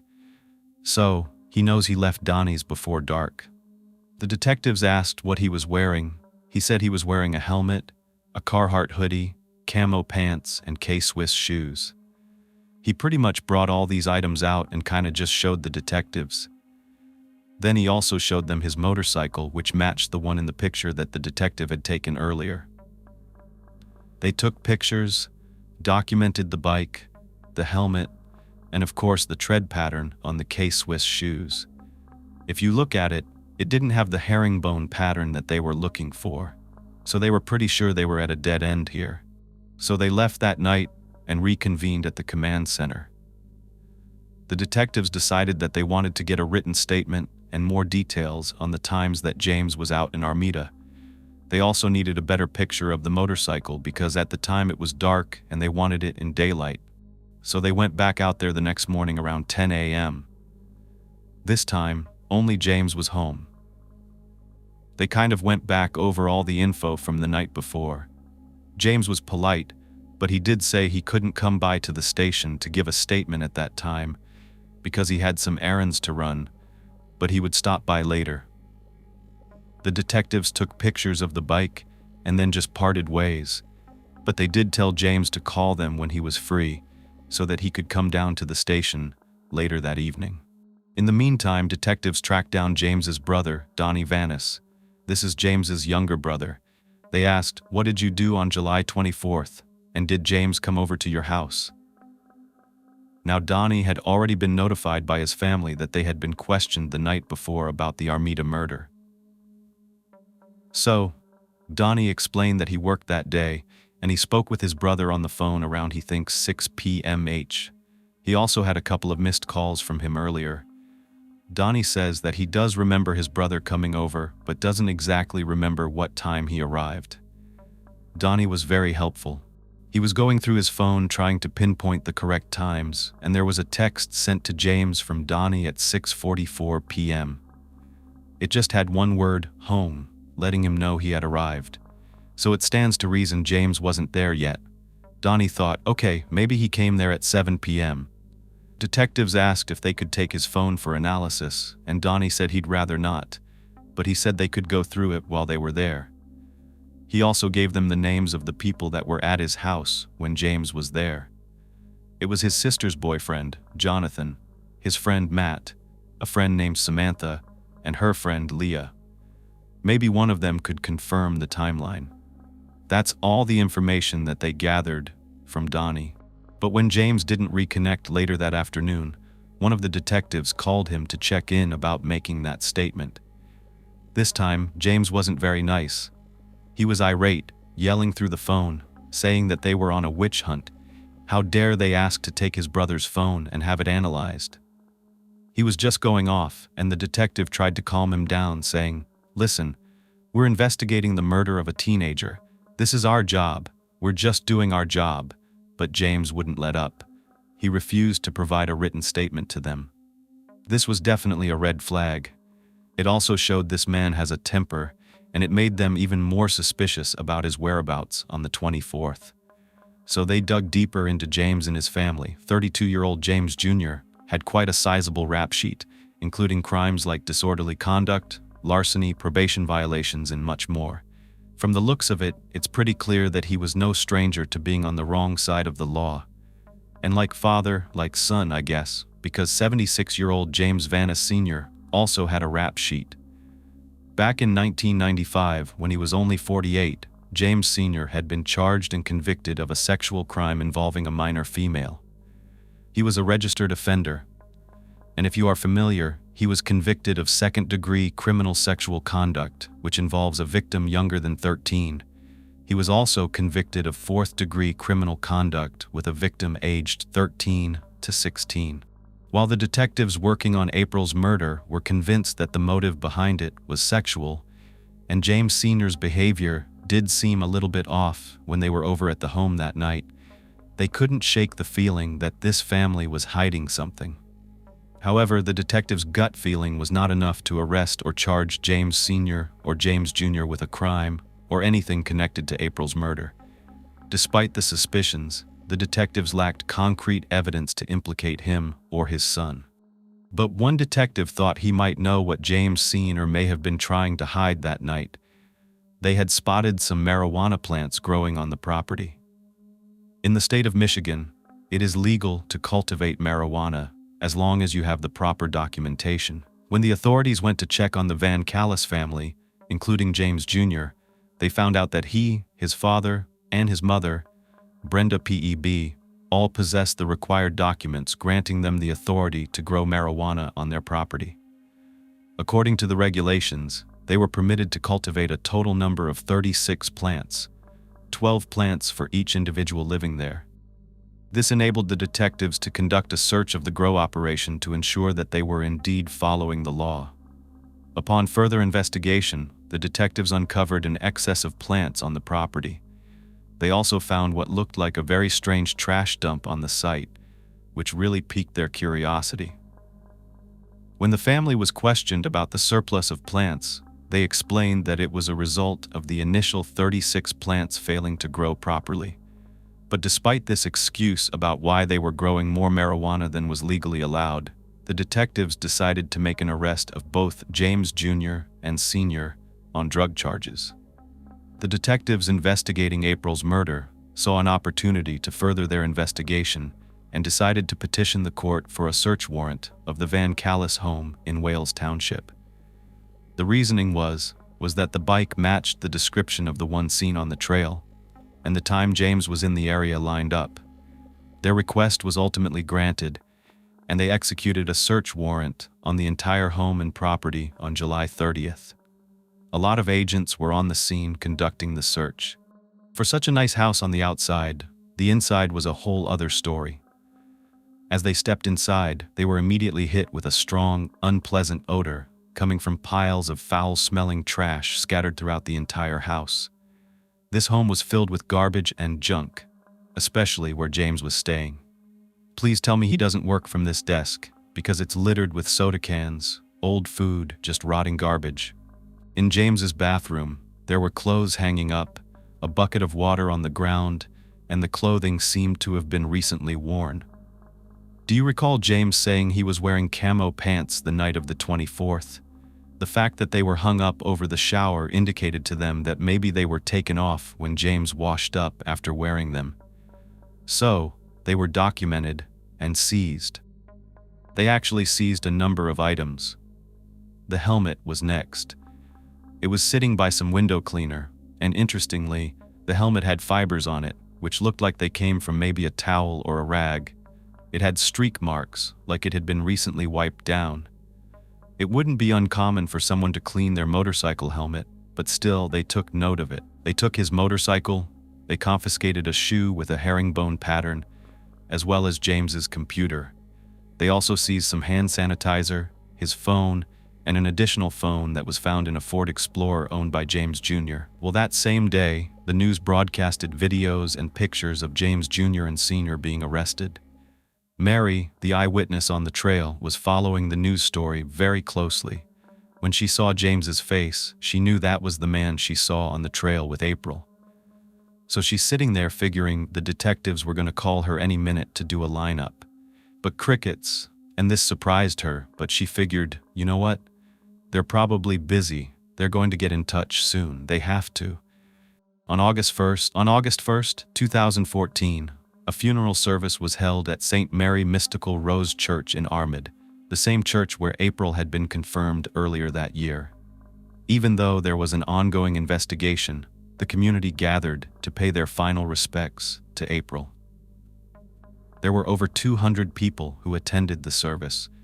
They were united in their grief and support for April's family. Many of them wore pink ribbons because that was April's favorite color, and they put them all over the town, all over the community. One person that was interviewed there said that the reason she wanted to do that was because the killer was still out there. She was hoping he would pass by and see those ribbons, and he would know that they had their eye out. 3 ministers officiated the funeral mass, which lasted over an hour, and there was a memory card featuring April's beautiful smile. They were distributed to everyone who was in attendance. As the service progressed, a very sentimental song called Butterfly Kisses played. It was the choice that held special meaning to April's mother and her loved ones. This evoked a lot of mixed emotions within that chapel. Jennifer, April's mom, was so overwhelmed that tears were streaming down her face. This community came together to offer their support and comfort to Jennifer and her family. Many people came up, hugged her, and talked about their memories with April. They were trying to provide some solace during this difficult time. It was definitely a testament to the impact that April had on the lives of everyone around her. They wanted so badly for her case to be solved. Investigators were still working hard, but Mary still hadn't been called in for a lineup, and it had been a couple of weeks. So she finally reached out to the police on August 14th, and they had a more in-depth interview with her, as well as a written statement. She thought for sure they would ask her to see James face to face. She thought it was really important for her to confidently identify him, but they still didn't provide that. She had to leave for a vacation to Maine. When she returned, she still hadn't been called in. This woman went above and beyond. She began examining videos on the news, pictures in the media, and she called the police station on August 20th. She said James VanCallis was the man she saw on the trail with April, and on a scale from 1 to 10, with 10 being no doubt, she said she was a 10. She was that confident it was him. It irritated me that they weren't really doing anything about her being so confident.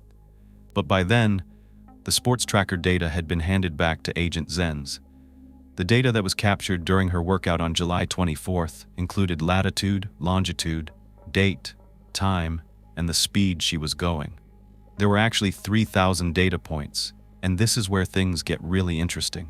They now had a video of what April's app recorded on the evening of the 24th, the exact path that she took. But it wasn't as detailed as, let's say, looking at a map on Google Earth. So Zen, with his expertise, was able to import all of the data points into Google Earth to create a very in-depth animation.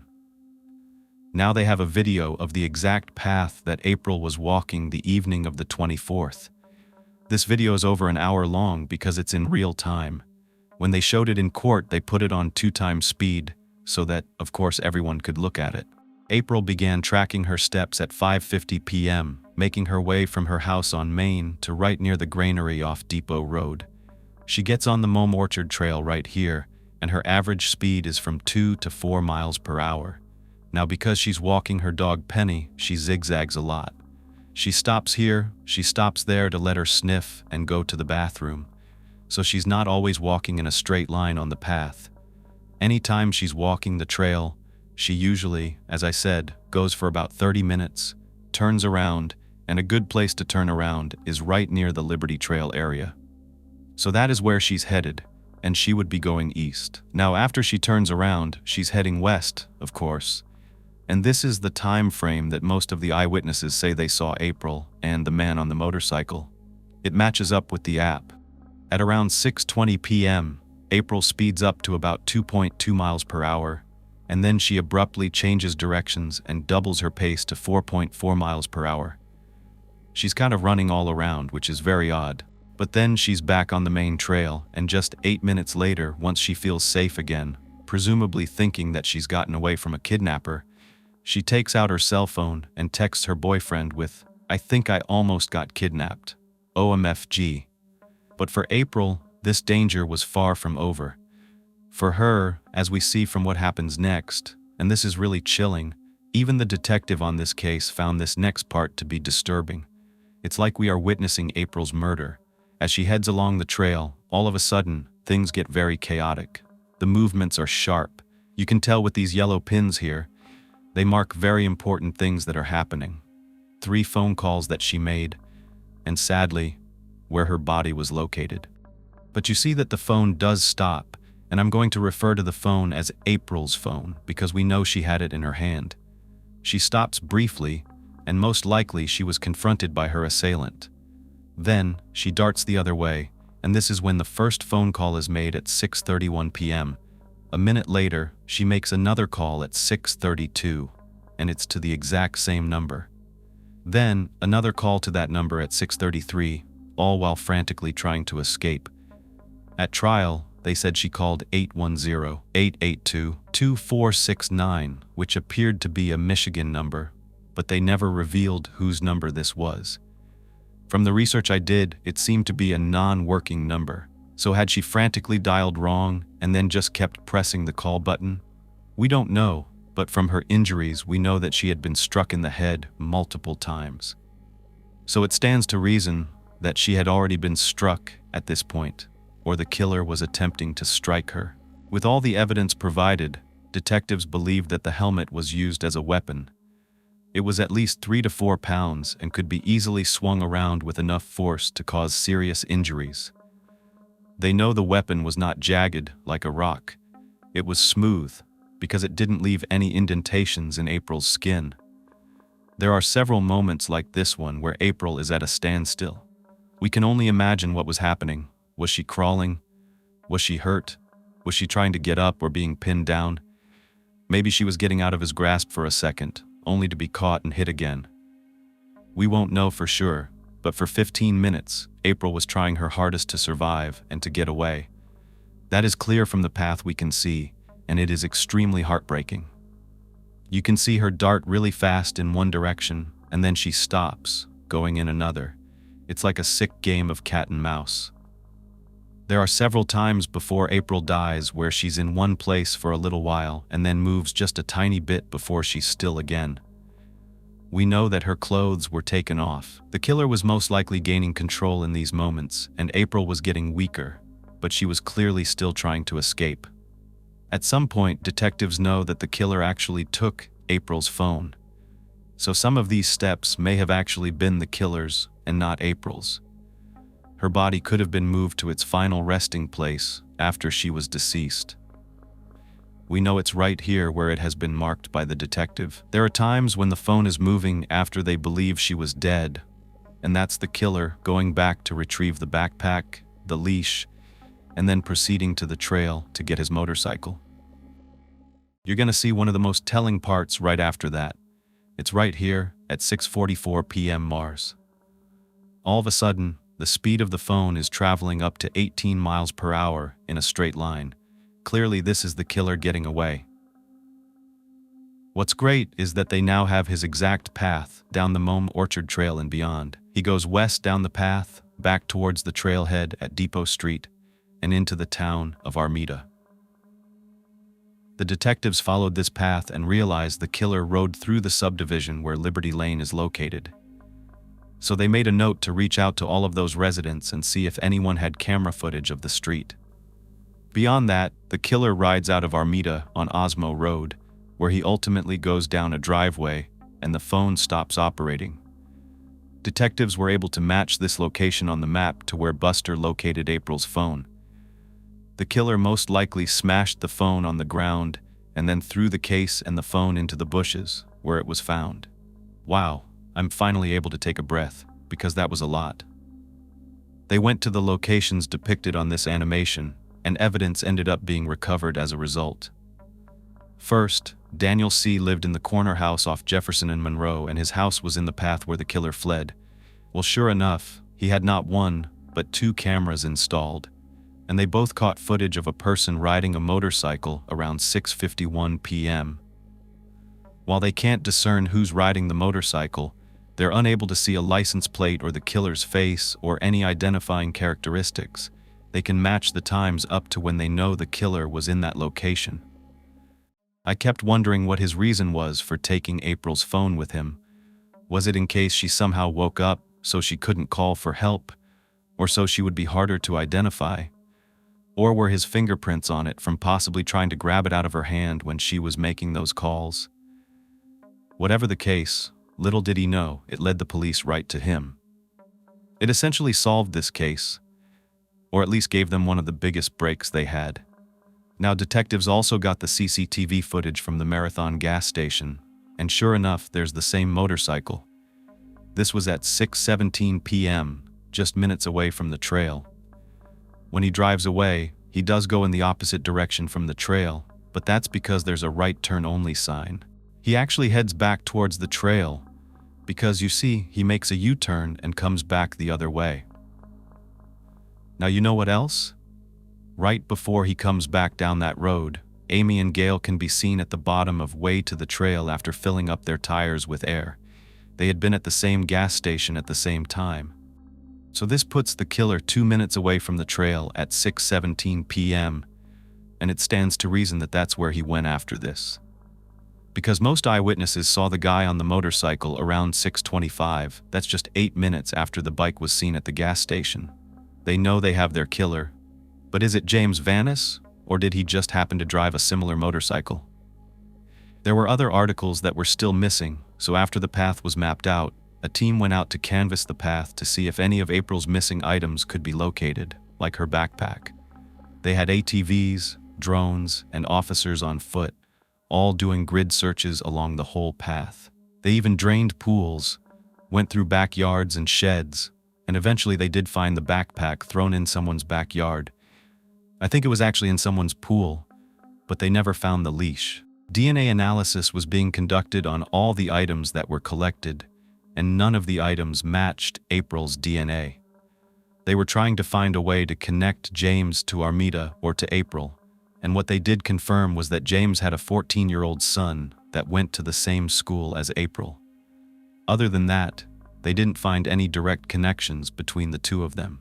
They weren't in each other's phones, they didn't text each other, they weren't messaging, but they were still analyzing things like VanCallis' computer. At the time, they had also gone back to interview James's girlfriend, Crystal Stadler. It wasn't until the 3rd interview that she finally opened up to them about James. Crystal revealed that she had first encountered James when she was only 19 years old, and he was already 27.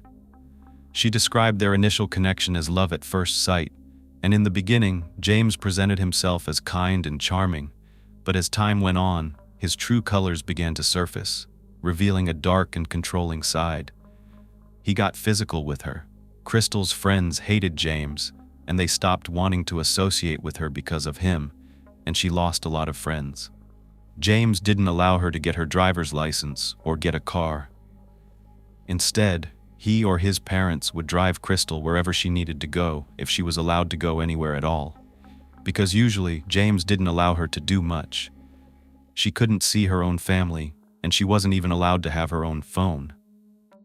They dated for almost 9 years or so by the time 2014 came around, she was 26 years old and living with James in his parents' home, but it definitely wasn't the lap of luxury.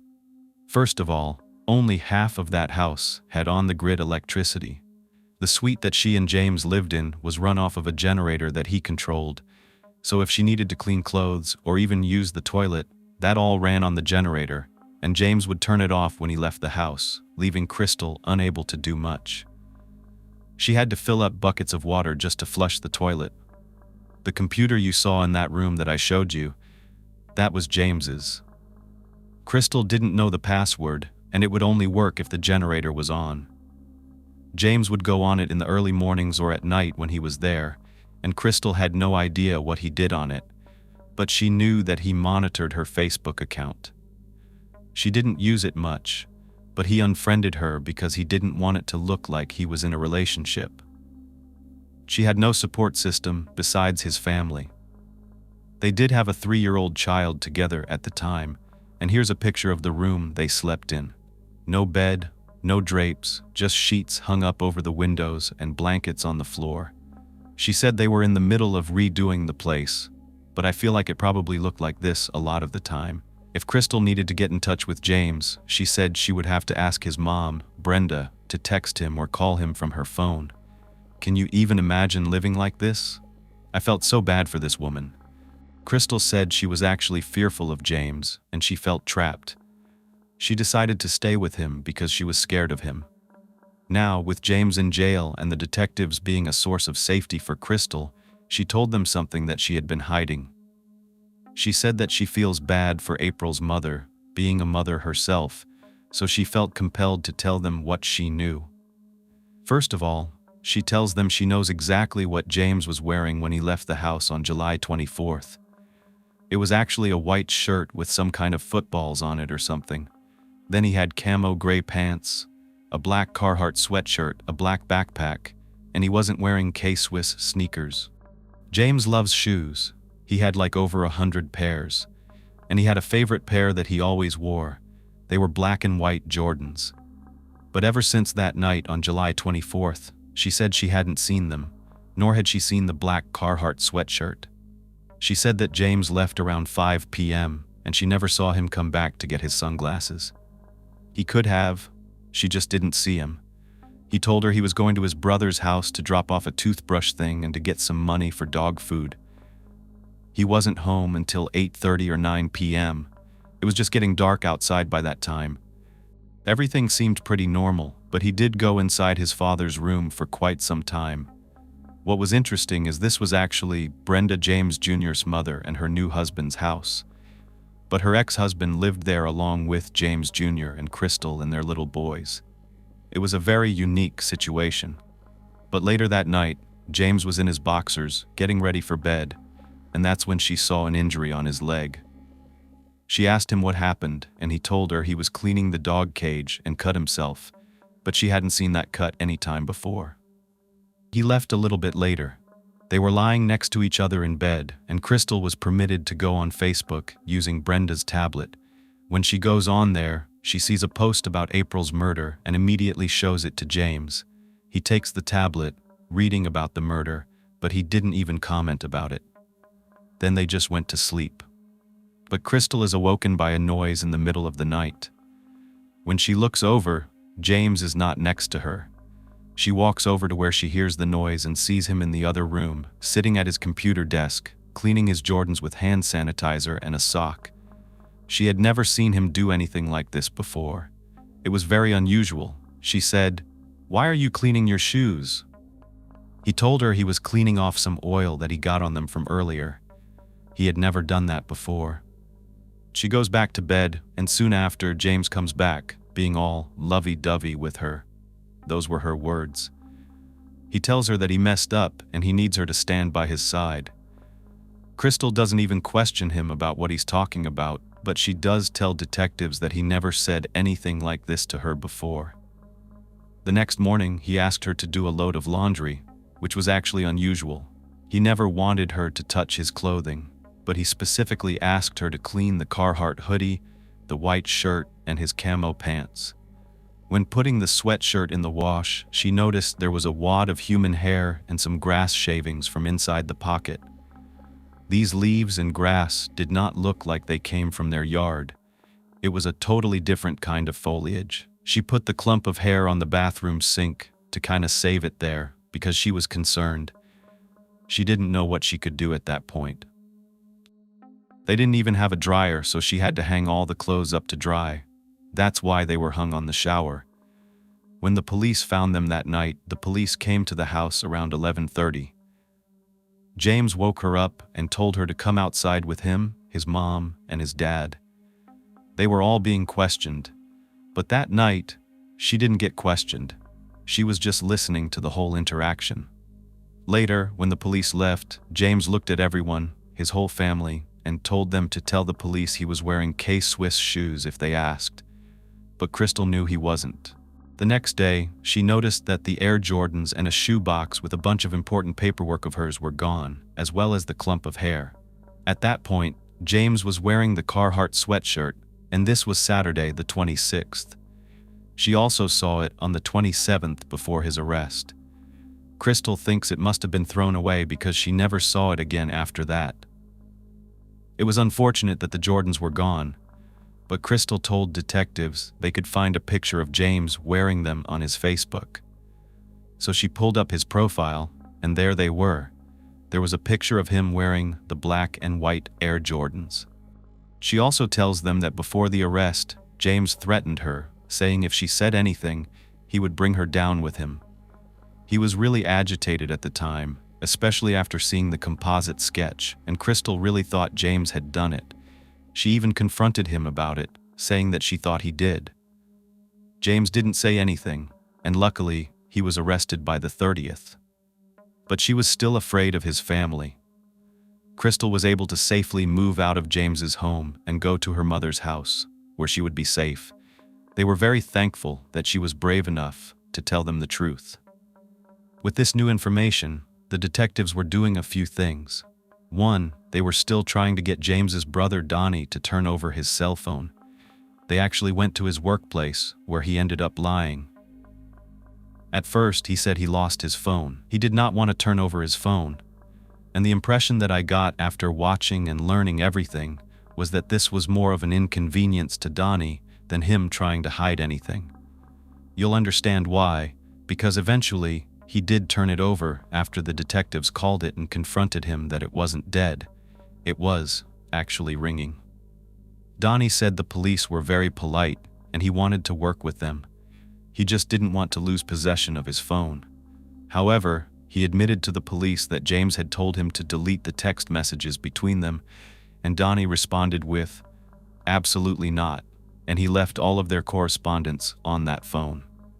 They eventually had enough to arrest James VanCallis, but it wasn't until October 8th, 6 months after April's murder, because they wanted to make sure they had a rock-solid case against him. James was charged with 3 counts: first-degree premeditated murder, felony murder, and assault with an attempt to commit sexual penetration. After the arrest of James VanCallis, his mom, Brenda, spoke to the media about the devastating impact that this had on their family. Brenda asserted that her son was not responsible for April's murder, calling it basically a witch hunt. She described James as a great father and a great kid who would never be capable of such an act. What is she not seeing, or what is she seeing that we're not? I do feel bad because it's her son. You don't want to imagine that your own child could be capable of such an evil deed. But ma'am, there was a lot of evidence proving that he did this. But in an effort to support James and the VanCallis family, their attorney, Azar Sheikh, addressed the media as well. He emphasized that this was only circumstantial evidence and that there was substantial evidence to prove his client was innocent.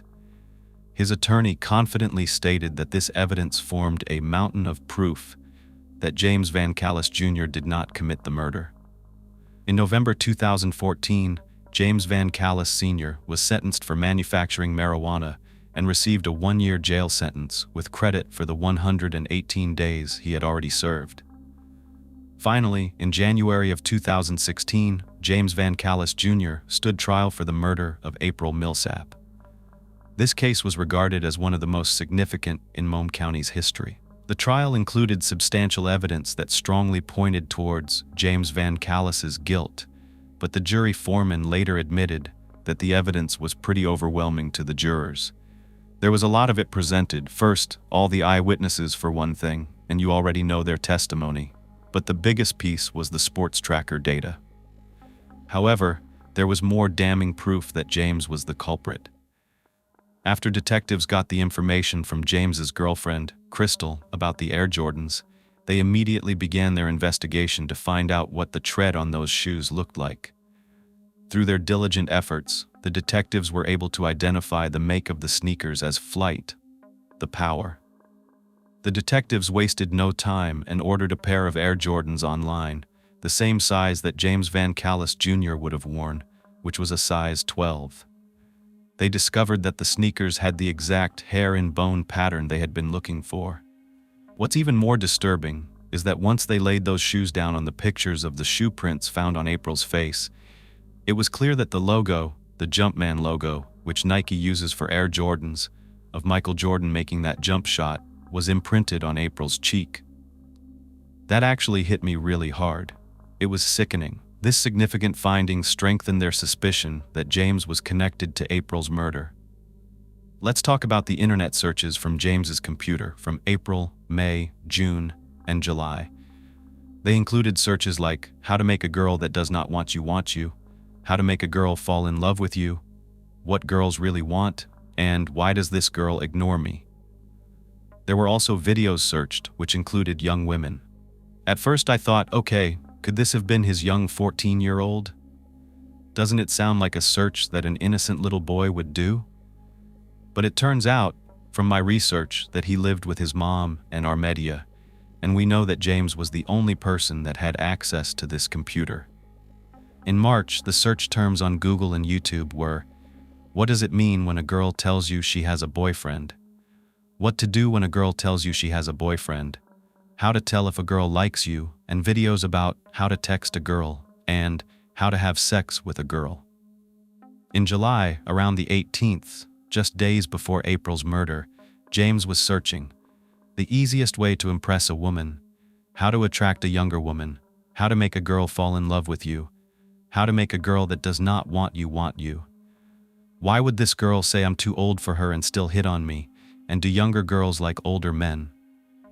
In addition to those disturbing searches on his computer, there were cell tower records about where James was on July 24th.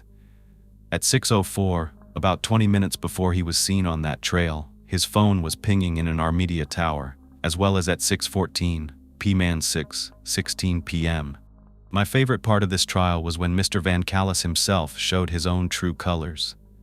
We know he has issues with women, he likes to control them and doesn't like taking orders from them. Well, the judge in this case was a woman. And when one eyewitness from the trail wanted to see what his face looked like under his helmet, the prosecution asked James to put it on. James did so, and at this point, the judge kept asking James to do certain things. Stand up, then bend down more, move the helmet this way and that way. At one point, James had had enough. He yells back at the judge, putting his attitude on full display.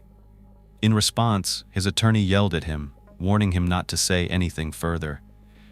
The prosecution's theory was that James had sexual tension built up from a young girl that he knew, and he was having a hard time getting her to sleep with him.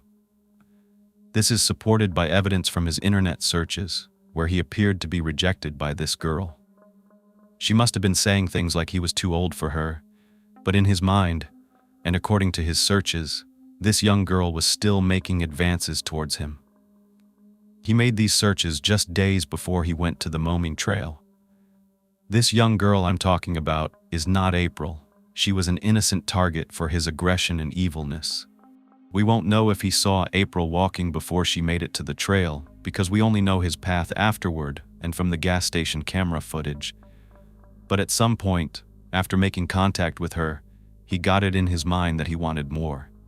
They believe he probably tried to talk to her, and like this other young girl in his life who rejected him, April probably said the same thing. She politely let him know she had a boyfriend and that she wasn't interested, but that didn't go over well with James.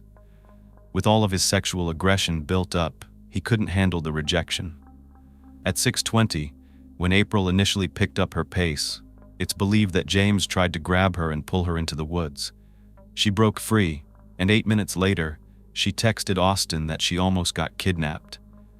At this time, witnesses saw her at least 30 to 50 feet away from James, who was either walking his bike or getting back on it after being separated from her.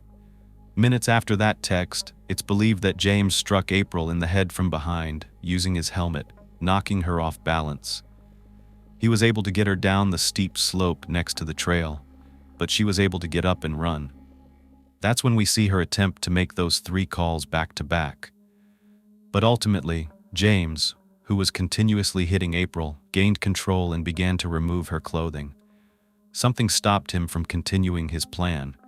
It could have been Penny barking on the trail.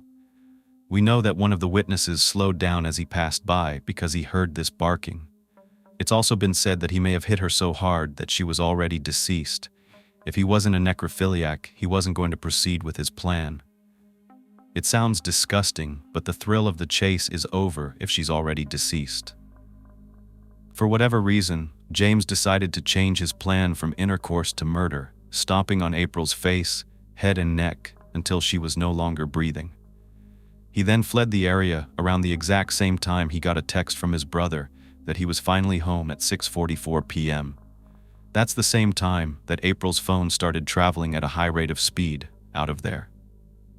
After closing arguments, the jury deliberated for 6 hours. On February 8, 2016, James VanCallis Jr. was declared guilty of the brutal crimes of first-degree premeditated murder, first-degree felony murder, kidnapping, and attempted forced sexual penetration against April Millsap. Of course, James's mother sat there in disbelief. She was shaking her head, crying, and rolling her eyes. Afterward, there were cheers and clapping from the courtroom, along with lots of hugs.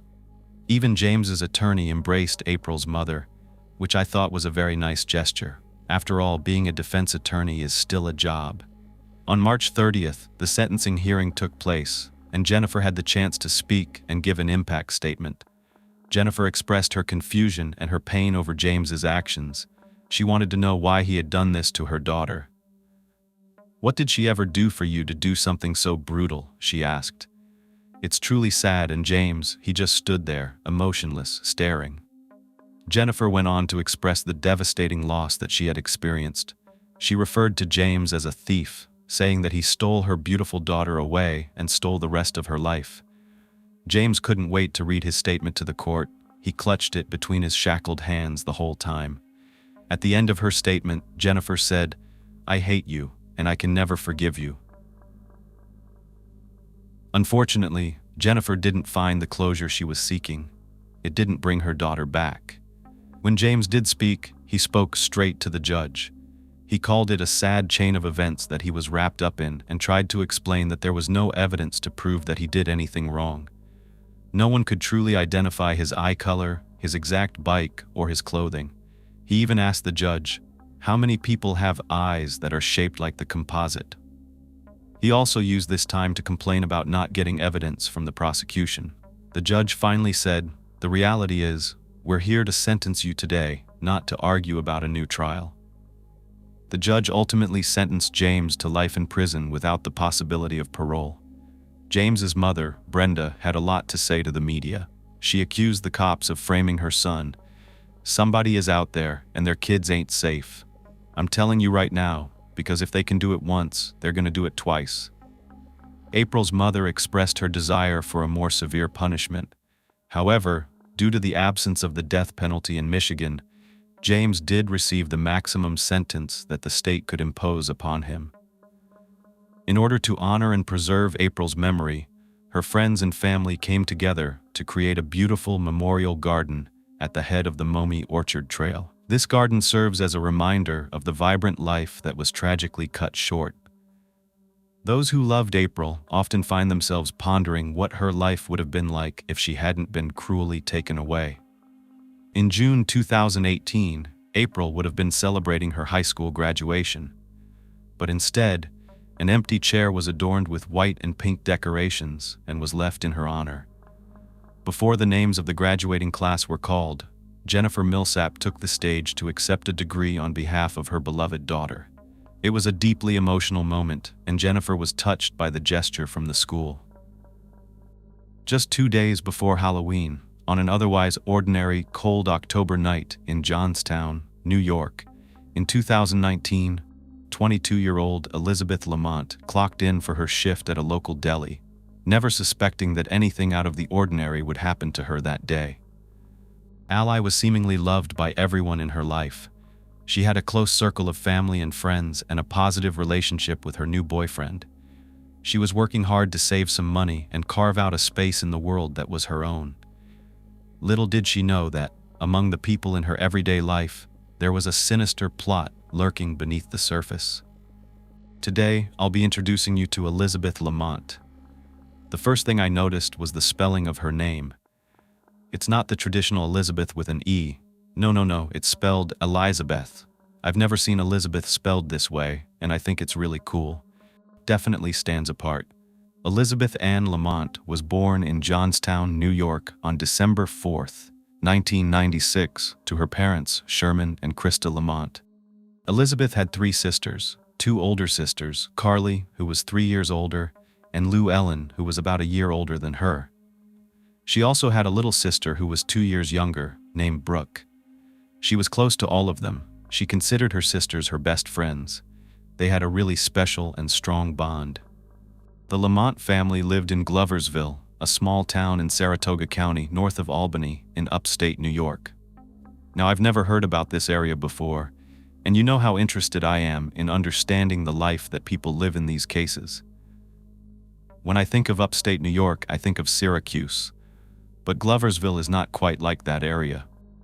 It's a pretty small town from what I could see. There was only one elementary, middle, and high school, which means everyone who lived there would be somewhat familiar with people they grew up with, going to school together, and moving through that single educational system. The average income in this area is around $40,000 a year, and most people rent places instead of purchasing homes because the property tax is actually really high, among other reasons, of course.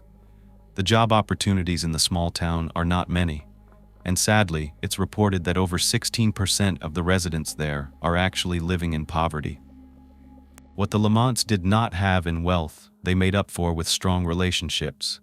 They valued family, and they leaned on one another for support. Now, Elizabeth's friends and family knew her as Ally, and that's what she preferred to be called. So, from here on out, that is what I'm going to do as well. Ally attended Gloversville High School, and from her Facebook profile, she began attending in 2011.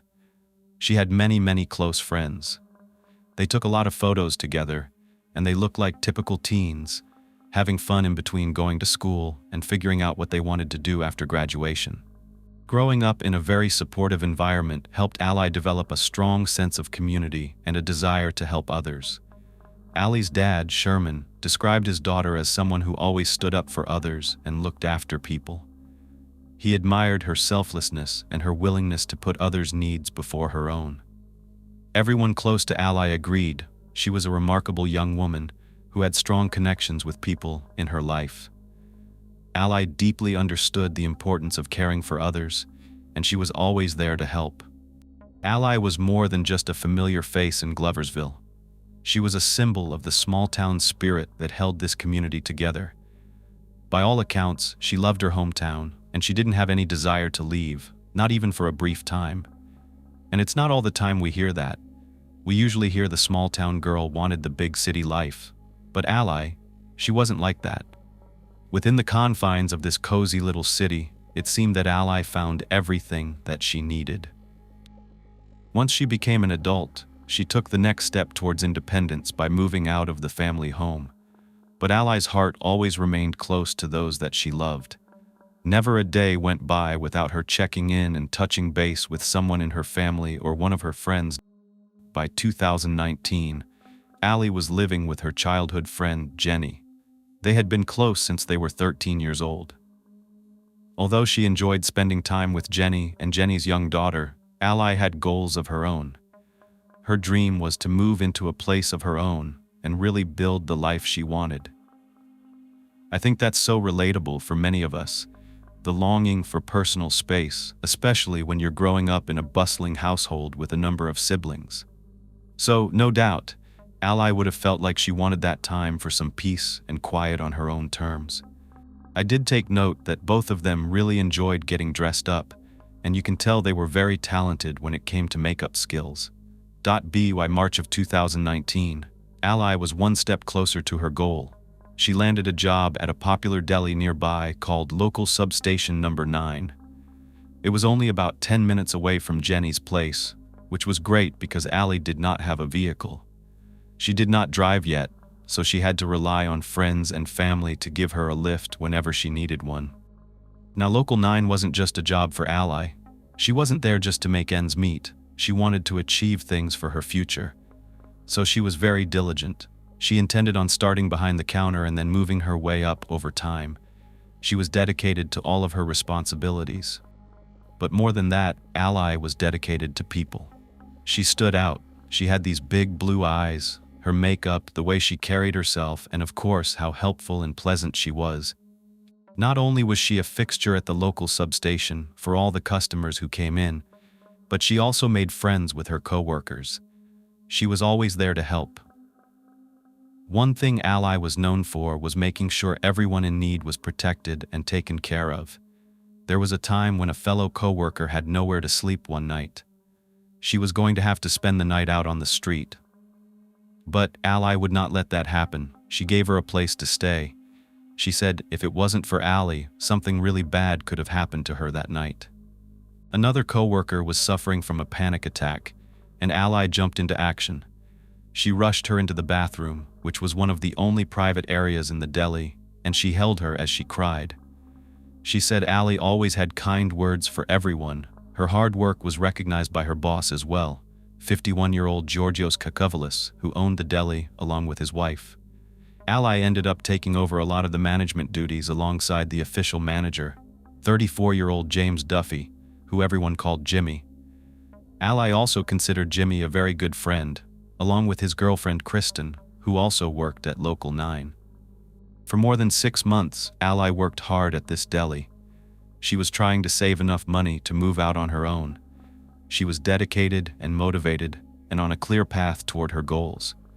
That fall, she also made it official with a new boyfriend, William Dimming. They made it Facebook official on October 4th, 2019, so things were really coming together for Ally. But unfortunately, this is where the positive part of the story comes to an end. Things took a turn for the worst when just 2 days before Halloween, on Tuesday, October 29th, 2019, a call came into the Gloversville Police Department around 10 p.m. Officer Chad Simonson answered the phone that night. It was one of Ally's older sisters. She said she hadn't heard from Ally since the day before, on Monday, and members of the Lamont family were growing increasingly concerned because none of them could get a hold of Ally. That was very out of character for her, not to be in contact with them regularly. In a Facebook post from Ally's older sister Carly earlier that day, she explained, "If I don't get a confirmation that anyone has seen or heard from Elizabeth, I will be filing a missing persons report. Any information on her whereabouts and safety, please PM me." It's clear that no one reached out that night with information on Ally's whereabouts, and that is what led to this call. The first thing Officer Simonson did was look to see if any reports had come in that day involving Ally's name or description. There was nothing on record, but there was something, a gut feeling. From the minute he answered Ally's sister's call, he just felt like something wasn't right, and that's different from what we're used to hearing. This was a rookie cop, but maybe that meant he didn't have a jaded perspective that a lot of veteran cops had when they just assume, you know what? It's an adult. They ran away. No need to worry. But no, something about this did not sit right with him. That night, Simonson gathered as much information from Ally's sister as he could about Ally, including her last known address on record, which was at 71 Division Street, Apartment 1. It's late, but Simonson heads out anyway. It's only a 3-minute drive from the police station. Here is Division Street, and you can see some of those rundown homes I mentioned. But when Officer Simonson arrived, he realized this was most likely Ally's last address before she moved, because the apartment was vacant. By this time, Ally's sisters had actually gotten in touch with Jenny, her friend. When Simonson returned to the station around 11 p.m., he received a phone call from her. She was also concerned because she had not heard from Ally since the previous day. After speaking with Simonson, Jenny decides that she wants to go ahead and file that missing persons report. And even though it's late, once again, Simonson proceeds to drive over to Jenny's. The two of them sit down to talk about the last time Jenny saw her best friend. The previous afternoon of October 28th, Ally was at work at Local 9. Jenny got a text from her around 4:29 p.m. Mally texted Jenny and said, "Can you bring me my phone charger?" Jenny responded with, "Sure, be there soon." But a minute later, at 4:30, Ally said, "Thanks so much." Then, Jenny told Officer Simonson that she drove over to the deli and dropped off the charger. That was actually the last time she saw her. And since Jenny usually gave Ally a ride to and from work, Jenny texted her around 6:26 and asked, "When will you be getting off work?" But to her surprise, she didn't hear back from Ally. Knowing her usual schedule and that Local 9 closes at 8 p.m., Jenny texted her again at 7:55 and asked, "Will you be out at 8? Still nothing. No response, no call, no text, nothing. And that was odd. How was Ally going to get home that night? Well, she didn't get home that night, which really worried Jenny. So, by the next morning, when there was still no word, Jenny actually drove over to Ally's work to see if anyone knew where she was or where she went after her shift was over. Did someone else pick her up? Jenny ends up speaking to Jimmy, the manager who was on duty, and he said he had seen Ally but she was not scheduled that day, which made it even more peculiar and mysterious. Because if she wasn't working and she wasn't home, then where was she? She wasn't with her parents or her siblings, so where could she possibly be? Jenny told Simonson that Ally maintained a very close group of friends and family members, and she was regularly in contact with them. So if none of them had heard from her, that's a huge red flag. The next logical person to check in with was Ally's boyfriend, William. It was late, but that didn't matter to Simonson. He drove out there, but William was nowhere to be found. However, William's brother answered the door and explained to the officer that William was actually out searching for Ally. This situation was getting more and more concerning. It seemed like no one in Ally's close-knit circle of friends and family knew where she was. They began to realize the gravity of the situation. Simonson decided he was going to go ahead and issue a BOLO to every law enforcement agency statewide. In case you're not familiar, the term BOLO just stands for Be on the Lookout. I'm sure you've heard it before, but I like to explain these things sometimes. So now law enforcement agencies would be actively searching for an individual who is wanted or missing, and they'd keep an eye out. It also signifies a higher level of urgency. I have to say, I'm pretty impressed by the quick response and dedication that Simonson had to this situation, especially in a small town. Gloversville was a place where everyone seemed to know everyone, and the sudden disappearance of one of their own definitely started to raise the alarm, especially a vibrant, young, 22-year-old woman who had seemingly vanished into thin air. By the morning of October 30th, Simonson's night shift was over, and there were still no reports of Ally being spotted. So, Simonson had to relay all of Ally's information to his shift sergeant that morning, and he too thought they needed to look into this as soon as possible. Once apprised of the details, two detectives were assigned to the case, Detective Jillian Favell and Detective Sergeant Lucas Nellis. It's actually pretty uncommon for them to get a missing persons report regarding an adult. They usually deal with teenagers who turn up as runaways. So the detectives began their investigation by going back to basics and revisiting Jenny Young, Ally's friend and roommate. They wanted to know if there was anything unusual going on with Ally, especially the last time Jenny saw her. But she said, no, not at all. Ally's demeanor when she dropped off the phone charger was normal. They actually had plans to go trick-or-treating with Jenny and her daughter on Halloween, and Ally was her usual self. She was laughing and joking around, and there was nothing that stood out as being off. Then, the detectives inquired if Ally had any issues with anyone, or if she was going through anything in her life that would make her want to leave town. Jenny replied, no, not at all. She did recently start dating a guy named William, and things were going well with them as far as she knew, so that's what she told the detectives. She also said Ally was in a good mood and seemed genuinely happy about their upcoming Halloween plans. But not too long after this, the detectives got some information from inside the police department. They had run Ally's name, and they discovered that there had been an incident, a domestic incident with an ex-boyfriend named Tyler. Understandably, this raised some red flags. They jumped on this lead immediately. Could Tyler have found out that Ally had a new boyfriend and decided to harm her? Was this a case of, if I can't have her, no one can?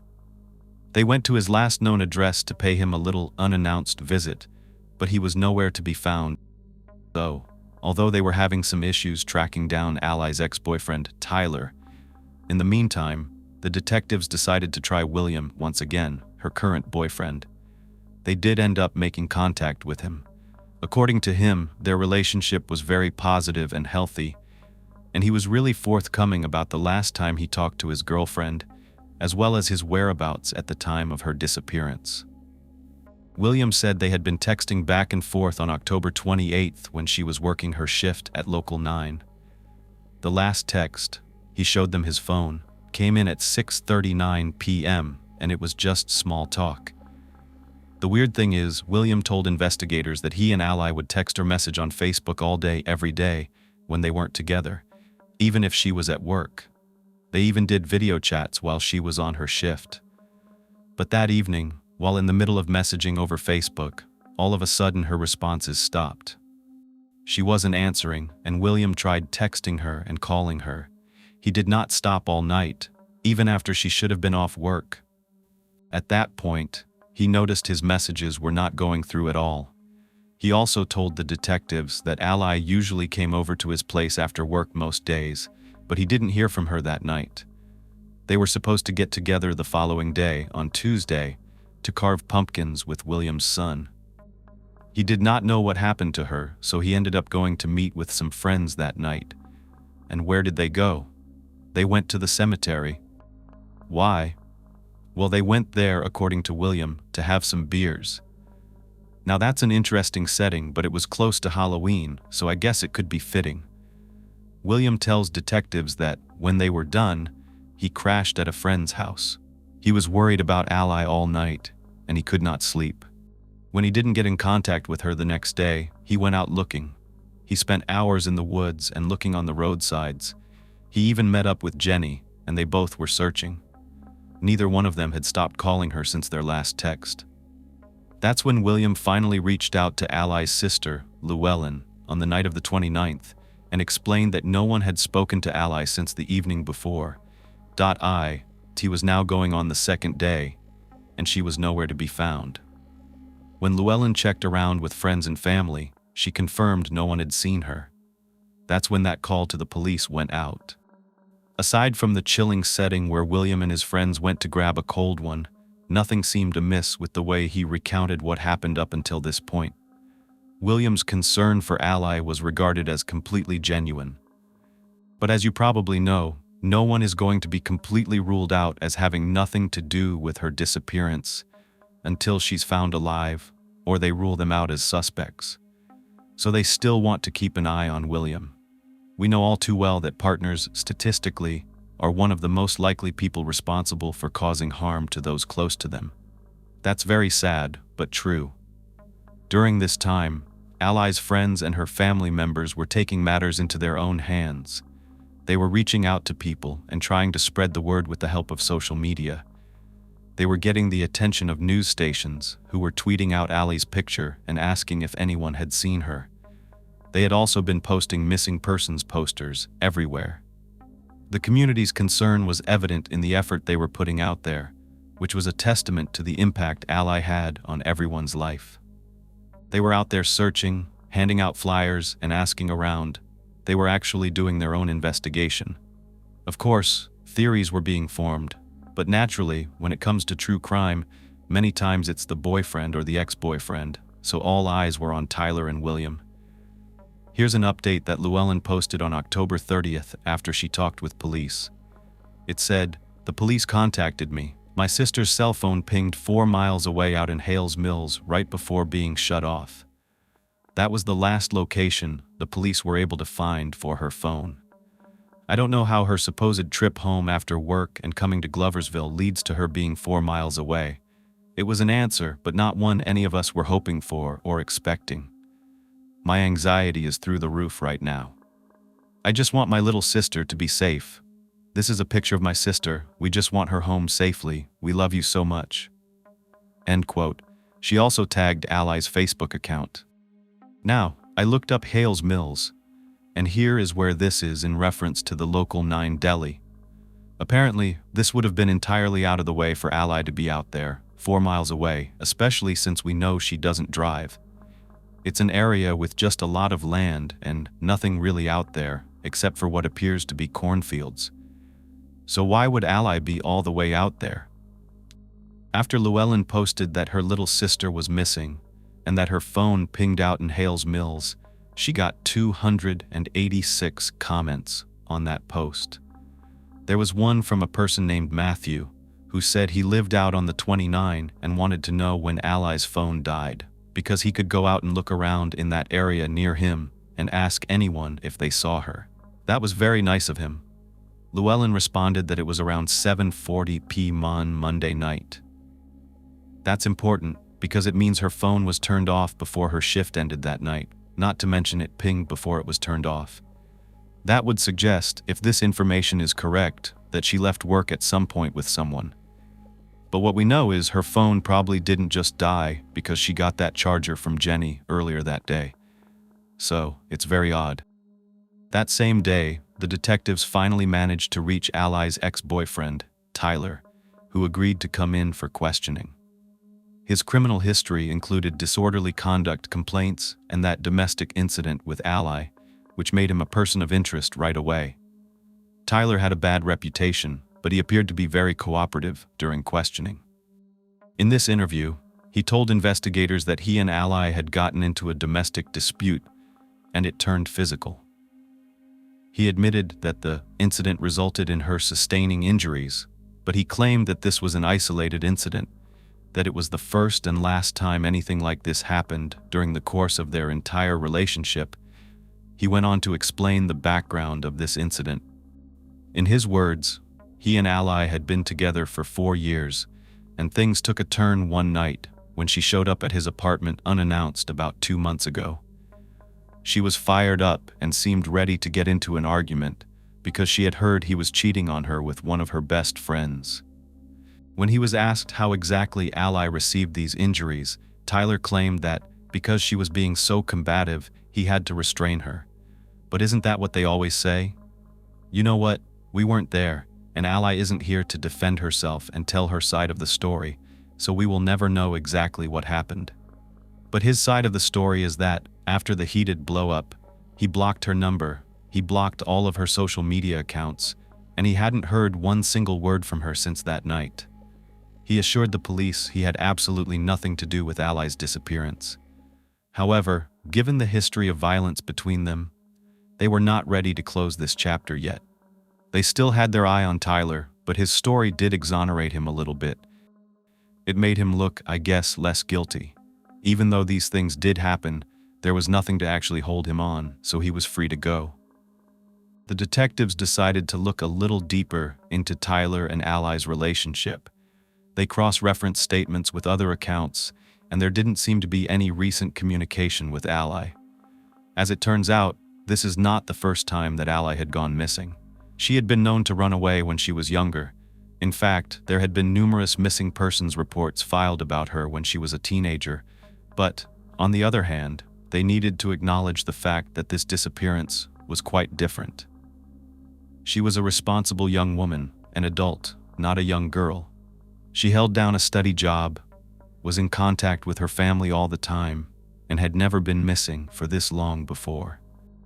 As the police were working hard to piece everything together, Ally's boyfriend, William, came into the police station with some upsetting news.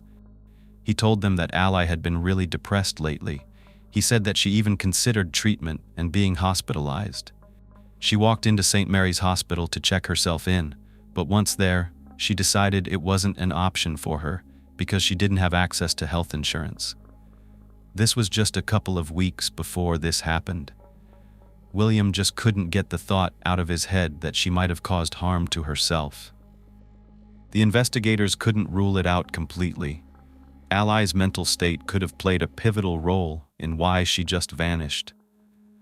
It wasn't clear why William would have held back, because he seemed to be so straightforward when they talked to him the first time. But it was most likely because he wanted to protect his girlfriend's privacy. As time went on, though, he knew he had to let them know. I saw a Facebook post on Ally's account from over a month before she went missing. It was from September 2nd. It said, "It's with a heavy heart I have to do this, but I'm looking for someone or a family to take in my two handsome, loving tuxedo cats. Their names are Gizmo and Frankenstein, 1 and 2 years old. Unfortunately, due to circumstances in my life, they're better off with a loving family who has the time they deserve. Frankenstein is neutered, Gizmo is not. I do not wish to separate the two. I would love for them to stay together. They are very close to each other. Gizmo loves his big brother. They come with food, litter, cat tree, collars, and very different bubbly personalities. Please help me find my baby's forever homes." End quote. There was definitely a lot going on in Ally's life if she felt like she had to give away her beloved pets. This gives us an idea of her state of mind a month before she disappeared, rehoming her two cats that she was so very attached to. Of course, this could be due to the fact that she was moving around a lot to different apartments and different friends' homes. With her work schedule now, maybe she just couldn't take care of them. But it could have also been because of what William said, that Ally was very depressed. Giving things away is another sign that someone may have plans to do something to themselves. These are just all clues to be taken into consideration, but from what Jenny relayed to the investigators, Ally was fine. She was happy, and she was looking forward to Halloween, so they definitely needed more information. The investigation into Ally DeMone's disappearance had taken on even more urgency. Time was going by, and they just got dead end after dead end. The detectives were feeling the pressure. They wanted to find answers. The deli where Ally worked and was last seen became their central focus. Investigators figured that her co-workers, who had seen her on a regular basis for the last 6 months, might have even more context to provide. So they headed over to Local 9.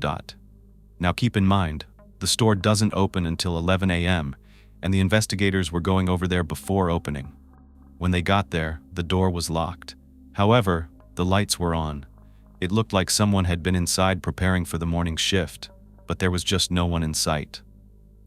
They checked the exterior and noted a handwritten sign taped to the window indicating that the store was undergoing renovations. But since it looked operational, the investigators didn't know when the sign was posted. It could be old. Sometimes people forget to take down a sign, or it could be new. Maybe they were starting renovations soon. Either way, they wanted to see if anyone had come in that day, so they walked around the building and spotted 2 people out by the dumpsters. Law enforcement had already made several attempts to call the store, hoping to speak to Ally's manager, but so far, all calls to the actual shop had gone unanswered. Both of the people out there by the dumpsters turned out to be employees of Local 9, including Kristen, who was the girlfriend of the manager, Jimmy. The investigators introduced themselves and asked Kristen when she last saw Ally. She explained she was not working on October 28th, but her boyfriend was. He was responsible for closing the store the evening that Ally disappeared. Kristen explained that Jimmy wasn't there right now. The owner barely came in, and Jimmy would be their main point of contact. She gave them his phone number and the number of the store owner, Georgios. The investigators made calls to both Jimmy and Georgios, but got no answer from either. With time continuing to pass, the detectives decided they needed help, so they called for assistance from the New York State Police. The state police sent in their Major Crimes Unit task force, led by investigator John Nigro and investigator Darren Jones. Going off the lead that Ally may have been depressed, they checked all the hospitals and mental health facilities, but they couldn't locate her. Now that the state police had joined forces with the local detectives, they went back to Local 9, hoping to get an interview with Jimmy, since it was now during business hours. To provide a little background. Here's how things actually operated at Local 9. Georgios was the owner, and he owned several diners. When it came to this sandwich shop where Ally worked, he had opened it in 2018 and relied heavily on Jimmy Duffy to manage the day-to-day operations. The other employees were Allie, Kristen, Jimmy's girlfriend, and another girl named Nicole. That was it. When the investigators arrived, Jimmy was there to greet them. The investigative team introduced themselves and asked to speak to Jimmy and Georgios, who had come in that day to meet with them and discuss the last time Ally had been on shift. Both Jimmy and his boss explained that the last time anyone had seen Ally was on Monday, October 28th. Georgios told investigators that, as a father himself, he thought of Ally like one of his own daughters and had been increasingly concerned for her well-being. She had recently confided in him that she was dealing with depression and had thoughts of ending her life. He could tell she was under a lot of pressure, and what didn't help was that the last night he saw her at the shop, there had been a mishap. The soda machines had leaked all over the floor. Ally did a lot for Local 9. She took on numerous managerial duties when Jimmy was unable to. Georgios could tell that Ally had become very frustrated. Her shift was coming to an end that night, so he told her, "Listen, instead of you having to stay here and deal with this mess that we made, you can go. Go home, relax, and take the rest of the night off." He also gave her a loan of $500, a cash advance, because he knew she was trying to get her own apartment. She had asked him for this loan, as she was desperately trying to get her own place. Georgios had her sign a handwritten note that night, with the amount she was supposed to pay him back. He hadn't heard from her since. So, he handed over this note that Ally had signed, acknowledging that she would pay him back in increments of $50 until the $500 was paid in full. Giorgio said that he wanted to help Ally because he felt very protective over her. When the detective said, "Can we look around?" Giorgio was like, "Yes." He invited them in. They could do a walkthrough of the entire property, and whatever they needed, he was there to help. So that's what they did. Now, this place was not exactly the most, I would say, organized establishment. It was somewhat of a chaotic scene. It did indeed look like it was under construction. There were walls being torn down in the middle of the building, floors that needed to be scrubbed and were in the middle of being cleaned, and what looked like a major soda leak. There was soda syrup all over the tile floors. It was just a mess. Now, this didn't really raise any suspicion, but it did catch their attention because they had to take everything into consideration. The place was messy. Here's a picture of the back area. You can tell there's a portion of the vinyl flooring that's actually coming up in one spot. There's a mop bucket on the counter that doesn't really look sanitary, especially since it's close to the condiments. And there's a bunch of trash in the middle of the hallway that leads to the back door where the dumpsters were. There were a couple of employees in the middle of cleaning when the investigators came through. Jimmy kind of acknowledged that this was the normal course of business for them. Here's what another area looked like. It looks like it could use some work. There are wall panels missing, plumbing that appears to be undone or never completed, and the wash area contains some of those wall panels, as well as more trash on the counter. Another view of that wall missing panels, and it looks like they're fixing that area. Here are what look like the new wall panels with the packaging still on. Even though the back looks like a mess and overall it could even be a potential health hazard, nothing was really that out of place. The front looked fine. Sometimes that's the way establishments are. The front is fine. This is more like business in the front, a mess in the back. But as long as no one can see through that facade in the front, where everything is nice and neat. "May I take your order?" Everything's organized. I guess it really doesn't matter to them. It didn't look like anything more than a very poorly managed restaurant that probably needs more employees. And speaking of which, Giorgio does let them know about every person that works there, which I already mentioned, and he has one new employee. He had to hire them just a couple of days ago, and their name was Allie. Clearly, he needs the help, and you'll know one reason why. Jimmy. Jimmy had been with Giorgio for a long time, and maybe he saw him as a son because, remember, he sees Allie like a daughter. Jimmy had worked at other businesses that Giorgio ran, and he had him come manage and open the Local 9. but Jimmy was more interested in drinking than working. And that's why this place probably looked like this.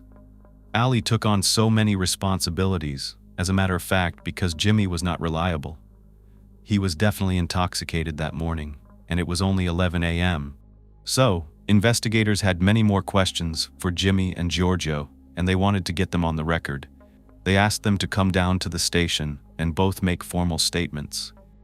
Once there, they were put in 2 separate rooms, and that's when it became even more obvious that Jimmy was heavily intoxicated. It was very hard to get him to focus on anything. He was all over the place, standing up, sitting down, slurring his words, even yelling at the investigators to find his friend, saying, "Find my friend, find my coworker," calling Allie his best employee. We get to see a clear picture of Jimmy right here. This will just give you an idea of what he looks like and what his demeanor is like. "I'm an alcoholic and I'm a drug addict. Do not tell my boss," he said. He admits he's an alcoholic and a drug addict and doesn't want his boss to know. He appeared genuinely interested in assisting the investigators in finding his friend Allie, but because of his demeanor, it was really hard to have a conversation with him. And this is a serious matter. I'm pretty sure it's obvious that Jimmy is an alcoholic, but remember, Giorgio isn't always in the shop. By the later part of the interview, Jimmy was upset. He stood up, yelling at the investigators to find Allie, saying he wanted to get his life back to normal. And yes, I'm sure these types of interviews can be very stressful. "Listen, I want you to find my friend. I want to get back to work and I want my life back to normal," he said. Now, they move on to the boss. They've gotten enough from Jimmy, and Giorgio explains the last time he saw Allie. He tells them it was Monday, October 28th. The soda machines needed changing, so he went there to assist Jimmy. They had been out of order for a while, and they needed to be fixed as soon as possible. There's actually a sign right here, and it indicates that the soda machines were not in service. They couldn't afford not to be selling drinks, so Allie was up front taking orders. Well, one of the men working on the soda machines accidentally cut one of the hoses that led to the soda syrup. And I don't know if you've ever worked in a restaurant, but this is bad.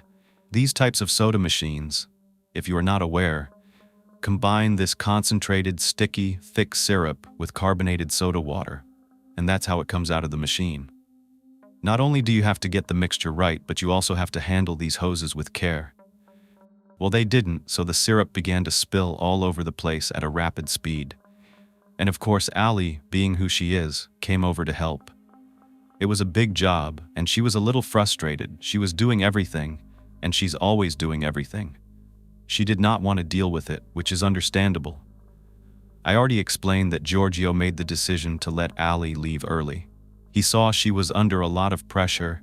He gave her the loan that she needed, and that was the last time he saw her. When investigators asked for an approximate time they thought she left, it was between 7 o'clock and 8 o'clock that night. So, there you have it. Both Jimmy and Giorgio saw Allie the same day that everyone else last spoke to her. She was helping with the syrup situation. She complained she didn't want to do it, and she left. "Around what time do you think, if you were to guess?" they asked. Giorgio responded, "So she took the $500 that night, and what time did she leave?" "I would have to say anywhere between 7 to 8 o'clock. She said, "Thank you, Giorgio." I said, "Just be good," I yelled. "Just be good," and then she left. During the interview with detectives, Giorgio again mentioned Allie's well-being, and you could tell that he definitely put off that dad vibe. He said he even tried to help guide Allie. He was aware that she had a troubled past. It was a violent relationship with her ex-boyfriend, and he wanted her to take care of herself. But she was troubled girl, he said. It was rough. I tried to help her. I tried to be a father to her. Her boyfriend was beating her up. I felt bad for her. I treated her literally as a daughter of mine. He tried to be there to help her. He also thought she might have been thinking of taking her own life on one occasion. Giorgio said that Allie confided in him, saying she didn't want to be there anymore. Initially, he thought she was referring to work, but it became apparent as she continued to express herself that she meant she didn't want to live at all. Then, one day, she says to me, "I don't want to be here. I've had enough of this." I said, You mean you don't want to work anymore? I've had enough of my life, she said. But detectives have to look down every avenue, so they asked Giorgio if he thought Jimmy could have anything to do with Allie's disappearance. Remember, Jimmy was also there that night. Giorgio responded, "No, that's not possible because Jimmy does not have the guts to do anything like that. He also doesn't have any reason to harm Allie because they're close friends. The one thing we never talked to you about is, do you think Jim has anything to do with this?" the detectives asked. "Between us," Giorgio replied, "I really don't think so. He doesn't have the gall to do anything that would harm her or do anything to her, anything like that. They were friends. They were buddies." The one thing investigators wanted to know at this point was if he had made any phone calls to Allie or if there were any calls or texts between him and Jimmy. They just wanted to know what he'd been up to in the last few days. Were there any texts between Jimmy and him after Allie's disappearance? They wanted to be sure that Giorgio, who seemed to play a fatherly role in his employees' lives, wasn't hiding anything for Jimmy or covering for him in any way. After all, Giorgio said Jimmy was a good worker, but he also had a bad side. Initially, Giorgio was hesitant. He didn't really want to share things he referred to as private information, which only raised more questions. What was hidden in that communication history that he didn't want the investigators to find out about? The way I understood it was that he and Jimmy had a habit of texting about women. Giorgio is married and Jimmy has a girlfriend, so Giorgio said that those conversations were none of the investigators' business, and that's understandable. But the investigators were like, "We don't care about that." However, Giorgio made it clear that he did care, and he felt like it was an invasion of his privacy. "So keep going down, keep going," the investigator prompted. "Then there are a couple of calls. James, right there. This one's 36 minutes long." Giorgio replied, "You're the one with the information right now that can help us solve this." "I'm not denying you the information," Giorgio responded. "What I'm denying you is a lot of private, personal information." Here's the thing. These interviews are recorded, and most people know that. And this is a serious matter, so it wouldn't be uncommon for someone to think, "You know what? All this could potentially make it into the public." That would be scary if you were having some unsavory conversations in regard to other women when you have a wife. You know, if he was cheating, that might cause his life to be in an uproar when he's not even involved. So he hesitated to show them anything on his phone.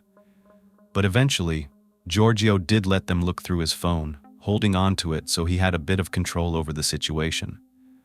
Honestly, he didn't have to show them anything. He wasn't under arrest or being detained, and he was willingly giving them information. When the investigators were looking through his call log, they pointed to a 36-minute phone call and wanted to know more about it.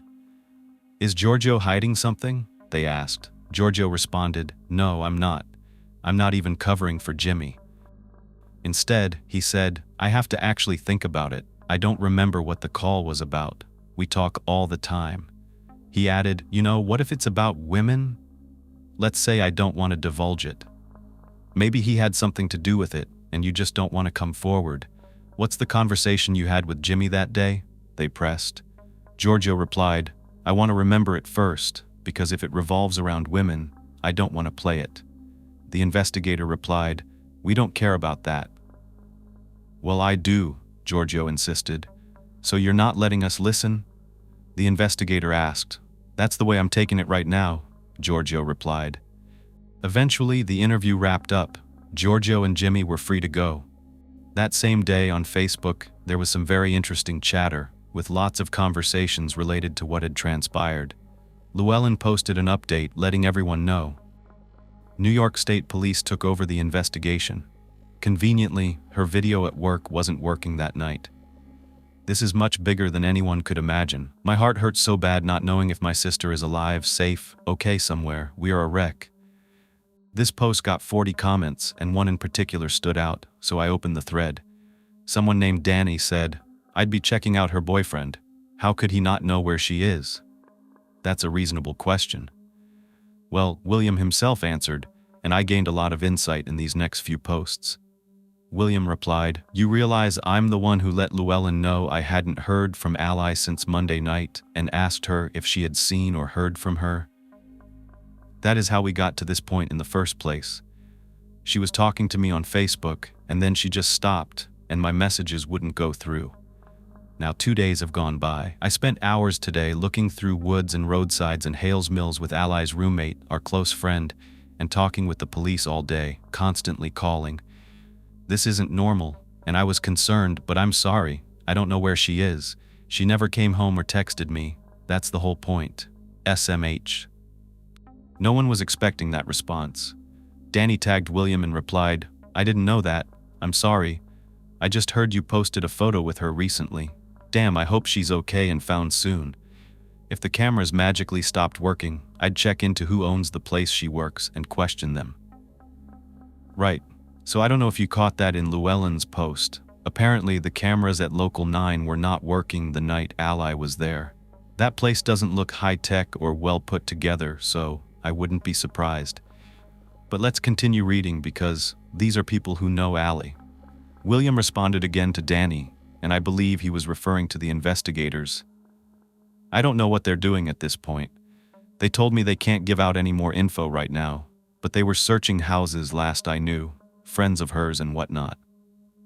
That was true. They were making their rounds at friends' houses, and I'll get to that in a moment.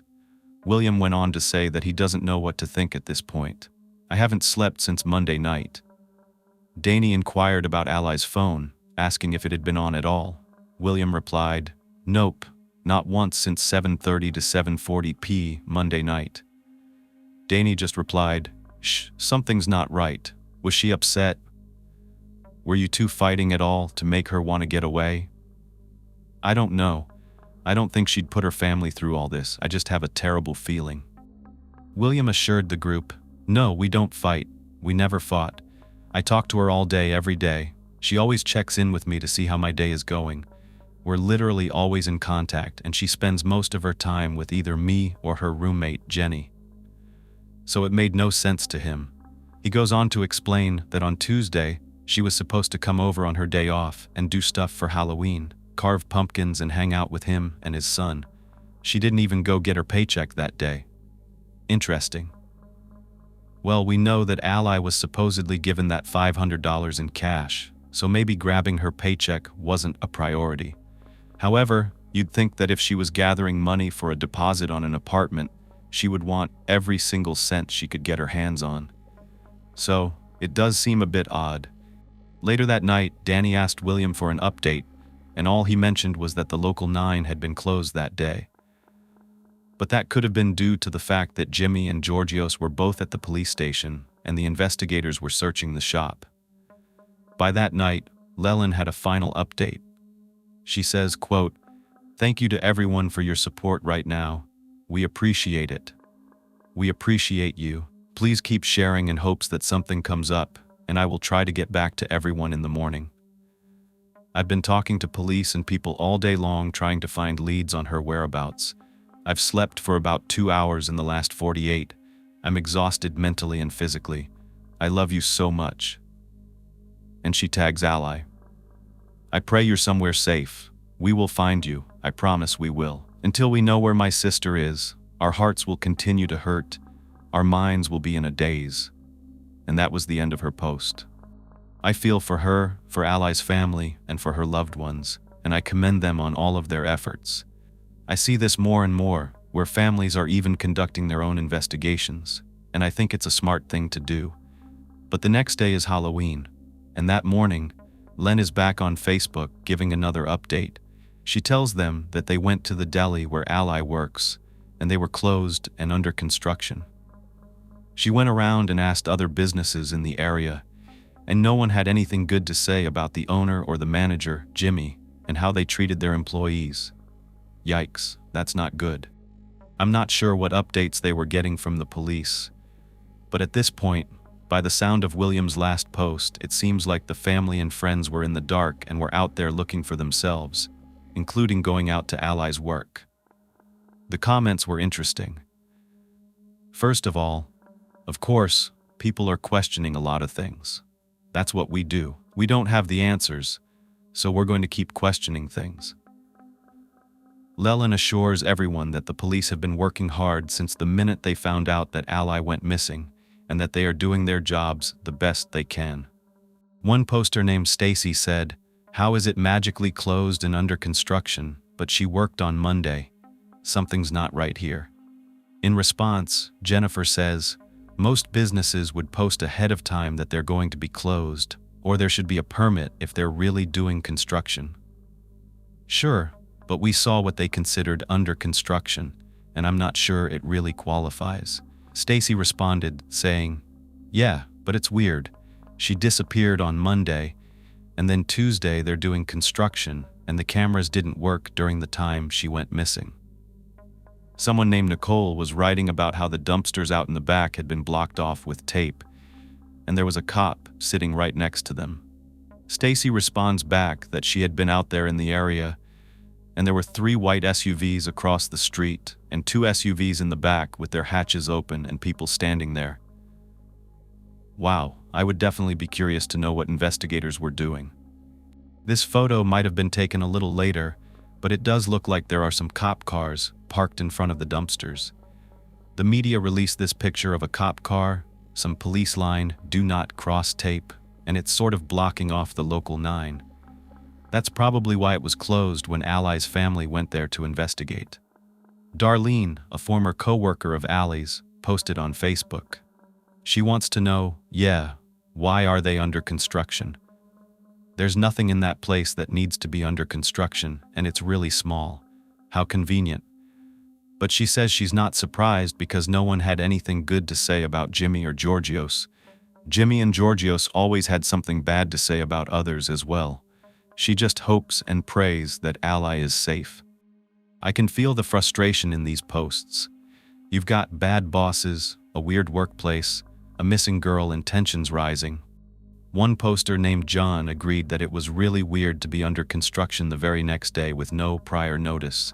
He remarked that the owner should just hang a sign on the front door that says, "Hiding evidence, closed permanently." Well, we know that the investigators have been in there. They've searched it before, and they didn't see anything out of the ordinary. But of course I'd think without any other news that this was all very odd. One person flat out said, "I think the boss has something to do with it." They also asked if there were cameras at any of the other places nearby, and if they could see anything. Len assures them that the police are already on top of all of that. She said, "Anything we're thinking of, the police are already one step ahead." And that's good. That's more than I can say in a lot of these cases, and I think you know what I mean. I'm only going to read a few more because the police have a lot going on and I want to get to that. But from the outside looking in, the public has a lot to say. One poster named Shane said, "So did I read this right? Cameras were not working one night, but work every other night? It seems legitimately sketchy." Someone named Taylor said that they actually worked there for months, and anytime they would do anything wrong, Georgios would call the shop because he was watching the cameras like a hawk. He even made sure that the connection was always good, so Taylor didn't think this was a coincidence. And that is very interesting. It does sound sketchy, doesn't it? To add to all of this, the online sleuths pull up a review of Local 9 that was posted the day after Ally went missing. This was from an experience a customer had on October 29th, and I want to read it to you because it is very interesting. We don't always get to see this. Julie explained in the review, "My friend and I stopped in for lunch today, and we were not greeted when we entered. As a matter of fact, I didn't see anyone for a while. There were a couple of customers waiting for orders, and it was apparent they weren't happy. A young man approached the counter to take her order, and it was very obvious he was under the influence of something.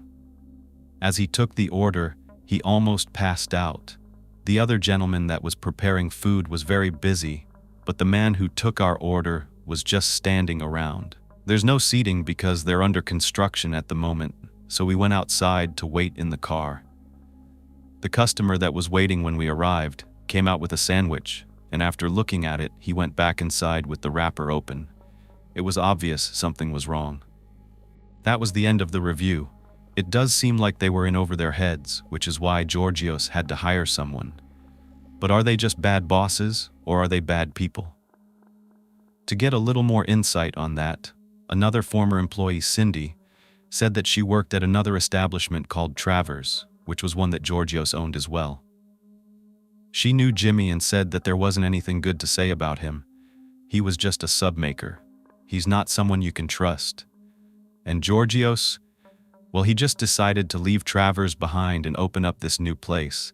And who did he decide to take with him? Jimmy, to help get everything ready to open. And when it did open, she said they lost all their jobs. The one person who didn't lose their job was Jimmy, for some reason. So it really does seem like everyone's pointing the finger and has their eyes on Georgios and Jimmy, even the investigators. They didn't get much out of Jimmy when he was inebriated during his initial interview, so they decided to show up really early at his house that day, October 31st. He was sober. So they once again asked him to come down to the station to give a formal statement.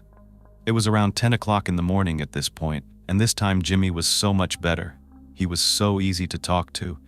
They had a conversation, and after 2 hours, investigators really weren't getting much that they didn't already know. Jimmy said he wanted them to find Ally.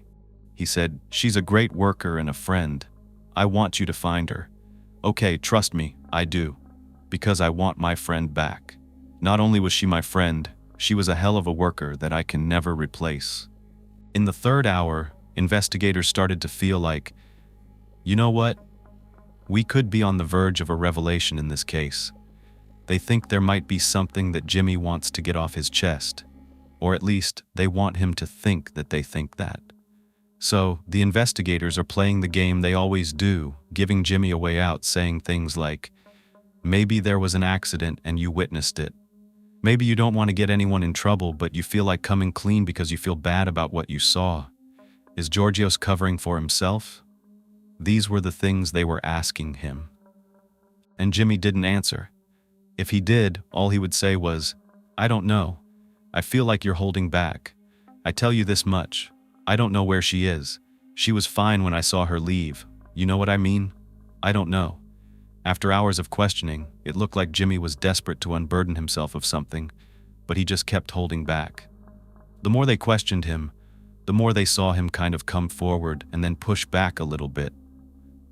It was clear that he was holding a significant piece of the puzzle in Ally's disappearance. There was just something standing in his way of letting it out. Meanwhile, that day, back on Facebook, Len posted this picture of her and Ally on Halloween in the past. They're dressed up like cheetahs, and she writes, "I love you so much. This is an old picture, but one of my favorites. I pray that you're safe and warm somewhere.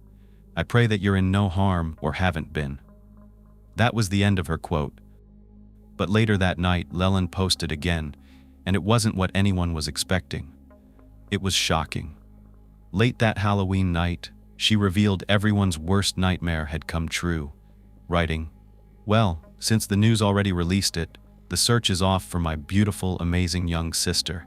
They found her dead, and the state investigators told us before it reached the news. We are not okay, not at all.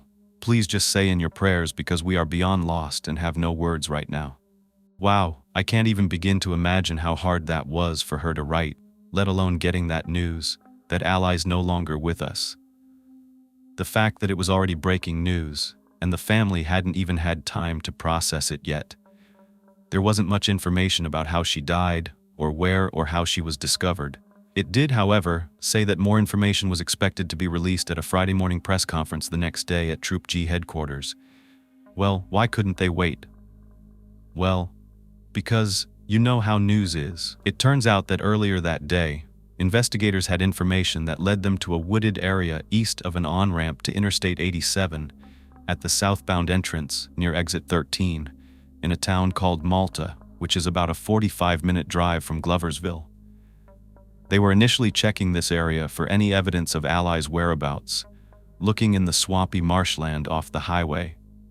They used drones and canines, and ultimately, they uncovered the unclothed, muddy remains of a female. She was 25 feet into the woods, in between the ramp and the highway. This is the actual burial site, a very wet and muddy area. The hole had been dug into the marshy ground, making more water come to the surface. Once the body was removed from the makeshift grave and transported to the medical examiner's office, it was determined to be that of 22-year-old Elizabeth Lamont. It was clear that she had sustained multiple blunt force injuries to her head, with multiple skull fractures, which ultimately caused damage to her brain and led to her death. Who had done this to her and why? Well, after getting surveillance video from a nearby business that showed the front parking lot and the front door to Local 9, it showed employees leaving the store as early as 6 p.m. M. Georgios is seen giving one of those employees a ride, then coming back to Local 9 with Jimmy waiting outside the front door for him. This is around 6:12 p.m. Mally is never seen leaving, and oddly Jimmy is seen on camera getting into Georgios's black 2008 VW Pat wagon. They proceed to drive to the back of this building, out of sight of the cameras. Suspicious, right? The Pat isn't seen leaving this area again until about 8 p.m. and then coming back sometime later around 8:45, going straight to the back of the building once again out of sight, before leaving for a final time later that night. Ally is still never seen coming out of that store. It was suspected that this was because she was in the back of Georgios's Pat, and not by her own will. Of course, although I'm sure Georgios could argue that he was waiting for Ally and Jimmy to get done that night, so he could graciously give them rides home, like he'd done with the other employee. But remember, he and Jimmy already told police they both saw Ally leave early that night, between 7 o'clock and 8 o'clock, after the soda machine broke, and Georgios loaned her some money. But that's not caught on camera. So how did she leave? Did she go through the back somehow? This is where the sub shop used to be. This is the front door, and this business across the street has a clear view from cameras. However, from the front, when you drive around the building to where the dumpsters are, as well as the back doors, this isn't in the sight of any cameras. Why would Ally come out of the back door? It just didn't seem right. Plus, she would have called Jenny or William to get a ride, which never happened. She just abruptly stopped messaging William around 6:39 p.m., which is after Jimmy and Georgios were seen driving to the backside of the building together. It was time to put the pressure on Jimmy. They didn't want to say too much because they wanted to give him the opportunity to tell them what he knew or what he was hiding. They kept urging him to tell his secret, to tell them what he knew. Maybe he witnessed something and he's trying to cover for his boss. They just kept pressing. Something went too far that night in trying to figure it out. You have the answer to the puzzle here. I need to clear my mind, okay? And finally, Jimmy said that he was ready to tell them everything, but he asked for something. He wanted the DA to sign a document stating that if he told them what happened, they wouldn't hold him liable. They would let him walk away, get on a bus, and disappear. He wanted it signed by if everything you guys say is true, leave me alone. I walk out of here, you put me on a bus, and I can go. Well, the investigators were like, listen, we can't promise you anything because we haven't heard the details. It all depends on what he's about to tell us. Clearly, he said, if you tell us that she overdosed and you got scared and hid her body, that's one thing. But for example, this investigator said, if we go out there and find her cut into pieces, no, that's not gonna fly. We're not gonna be able to not hold you liable when something like that was done. But we know people can usually get a reduction in time served or a reduction in charges if you come clean. So Jimmy was ready to do so, and suddenly you see him. He's leaning over a garbage can in the interrogation room, opening up a pack of cigarettes, just holding one in his hand. Then, there was this deep, guttural laugh that came out of his throat. It was this evil laugh that the detective said made a chill run down his spine. And that's when Jimmy said, "You don't even know. And it's scary. You don't even know. You really don't. Look at him, his face. You know what? It actually reminds me of, I'm wearing an R.L. Stine shirt. It reminds me of the R.L. Stine Goosebumps book, The Dummy. Do you remember that one? It's like a marionette doll. It's creepy. That's exactly what this man looks like. Pure evil. It's almost like he's reliving the moment that this happened in his mind. And the story he told was very disturbing. He said that Georgios offered him money to get rid of Ally. Yeah. And the investigators have no idea what the motive could be, and they don't know if Jimmy's even telling them the truth, but they keep listening. Jimmy said that, back on October 25th, he and Georgios met in his parked car behind Local 9, and during that meeting they discussed getting rid of Ally. Georgios gave Jimmy $300 to take care of her. The plan was to kill her on Sunday, October 27th. Initially, Georgios had Jimmy doing this all by himself. Georgios said, "You know what? We could stage it as an accidental drug overdose or failed robbery." However, after thinking about this, Georgios was like, no. If a body's discovered inside of my business, it would tarnish the deli's reputation. So the pair conspired together. Jimmy would hit Ally with a baseball bat and conceal her body in a large sandwich preparation cooler. He would hide it and then eventually take it out and dispose of it. It's so disgusting. Yet the day before the planned murder, Jimmy had a change of heart. He told Georgios, "I cannot go through with it." Georgios was really angry, especially because he had already paid him to get the job done. Imagine all 300 being worth taking someone else's life. It's unbelievable. But Jimmy said he betrayed him because he was hesitating. He was questioning his manhood. Ultimately, Georgios came to the decision that he could no longer trust Jimmy to get this done alone. So they met up the following day, on Monday, October 28th, and drove a U-Haul truck to pick up a new oven for their store. During that drive, they discussed their new plan. According to Jimmy's confession, the initial plan was to get Ally high and strangle her. However, during that drive, they changed their minds. Instead, Georgios instructed Jimmy to hit Ally over the head with a metal baseball bat that Georgios kept in his car. Afterward, they planned to clean the shop and bury her body. But Jimmy told Georgios there was no way he could do this sober. He said, "I need money for drugs and alcohol." So Georgios gave Jimmy $500 more so that he could buy all the drugs he needed to get high enough to kill Ally that night. He even brought him a case of beer. According to Jimmy, Georgios let everyone else go home early and then told poor Ally to stay just a little longer to help them clean, do some dishes, and empty some soda syrup bags into the sink at the back of the store. She was just standing there, doing her job. Jimmy snuck up behind her. He had that aluminum baseball bat, and while her back was turned, he swung as hard as he could and hit her right in the back of the head. He said the sound was so terrible it sounded like branches breaking. Ally, of course, didn't see it coming at all.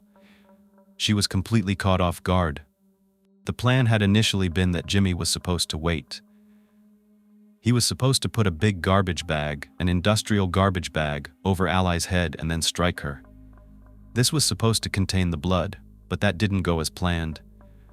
However, right after the first strike, Georgios had a bag ready, and he put it over Ally's head and started to suffocate her. But this woman fought so hard, harder than they imagined she would. She was kicking violently and trying to get free after the first blow. While Georgios was holding this bag over Ally's head, Jimmy hit her 3 more times in the skull. Despite her extensive injuries at this point, Ally continued to struggle for her life, even after being knocked to the ground with a bag over her head. Georgios was frustrated. He started to choke her, but she still wasn't dead. She was still moving. So he yelled to Jimmy, "Go get something heavier. She's not dying, she's not going down." She was still frantically kicking, and that's when Jimmy returned with a 2.5-pound sledgehammer. He took it and struck Ally in the head with all his might. Then Georgios took over, and he hit her too, over the head again and again with that hammer. Then this man proceeded to choke her until she stopped twitching. That's when Jimmy said he looked over at Georgios, and he had this expression of happiness on his face. Then he spoke something in a different language and checked Ally's pulse before saying, "It's over." After these two evil monsters determined that Ally was dead, they looked at the scene and realized there was way more blood than they had anticipated, and they were not prepared to clean up a mess like that. First, they had to remove her body, but before doing so, Georgios callously took the $500 that he lent to Ally out of her pocket, handed it over to Jimmy, along with Ally's cell phone, and said, "Good job. That is just gross." Jimmy claimed that he broke her phone while trying to unlock it and eventually just threw it away. He also explained that Georgios had already purchased items from Walmart earlier that day in preparation for the attack, including work gloves, pants, and a sweatshirt to wear, along with lawn fertilizer. He thought that this would expedite the natural decomposition process of Ally's body, once they disposed of her. So they began wrapping her up in garbage bags that they had on hand and securing them in place with duct tape. When it came time to cover up their heinous crime, their genius plan was to cut the soda machine lines and flood the entire floor with the red soda syrup to conceal the blood. That way, they could buy some time. They would pretend that the back area was under construction, as they put it, and they could even have workers help them clean up without even knowing they were concealing a murder. Then they would concoct the heartfelt tale they told investigators about giving Ally an extra $500 and sending her home like true gentlemen because they cared so much about her.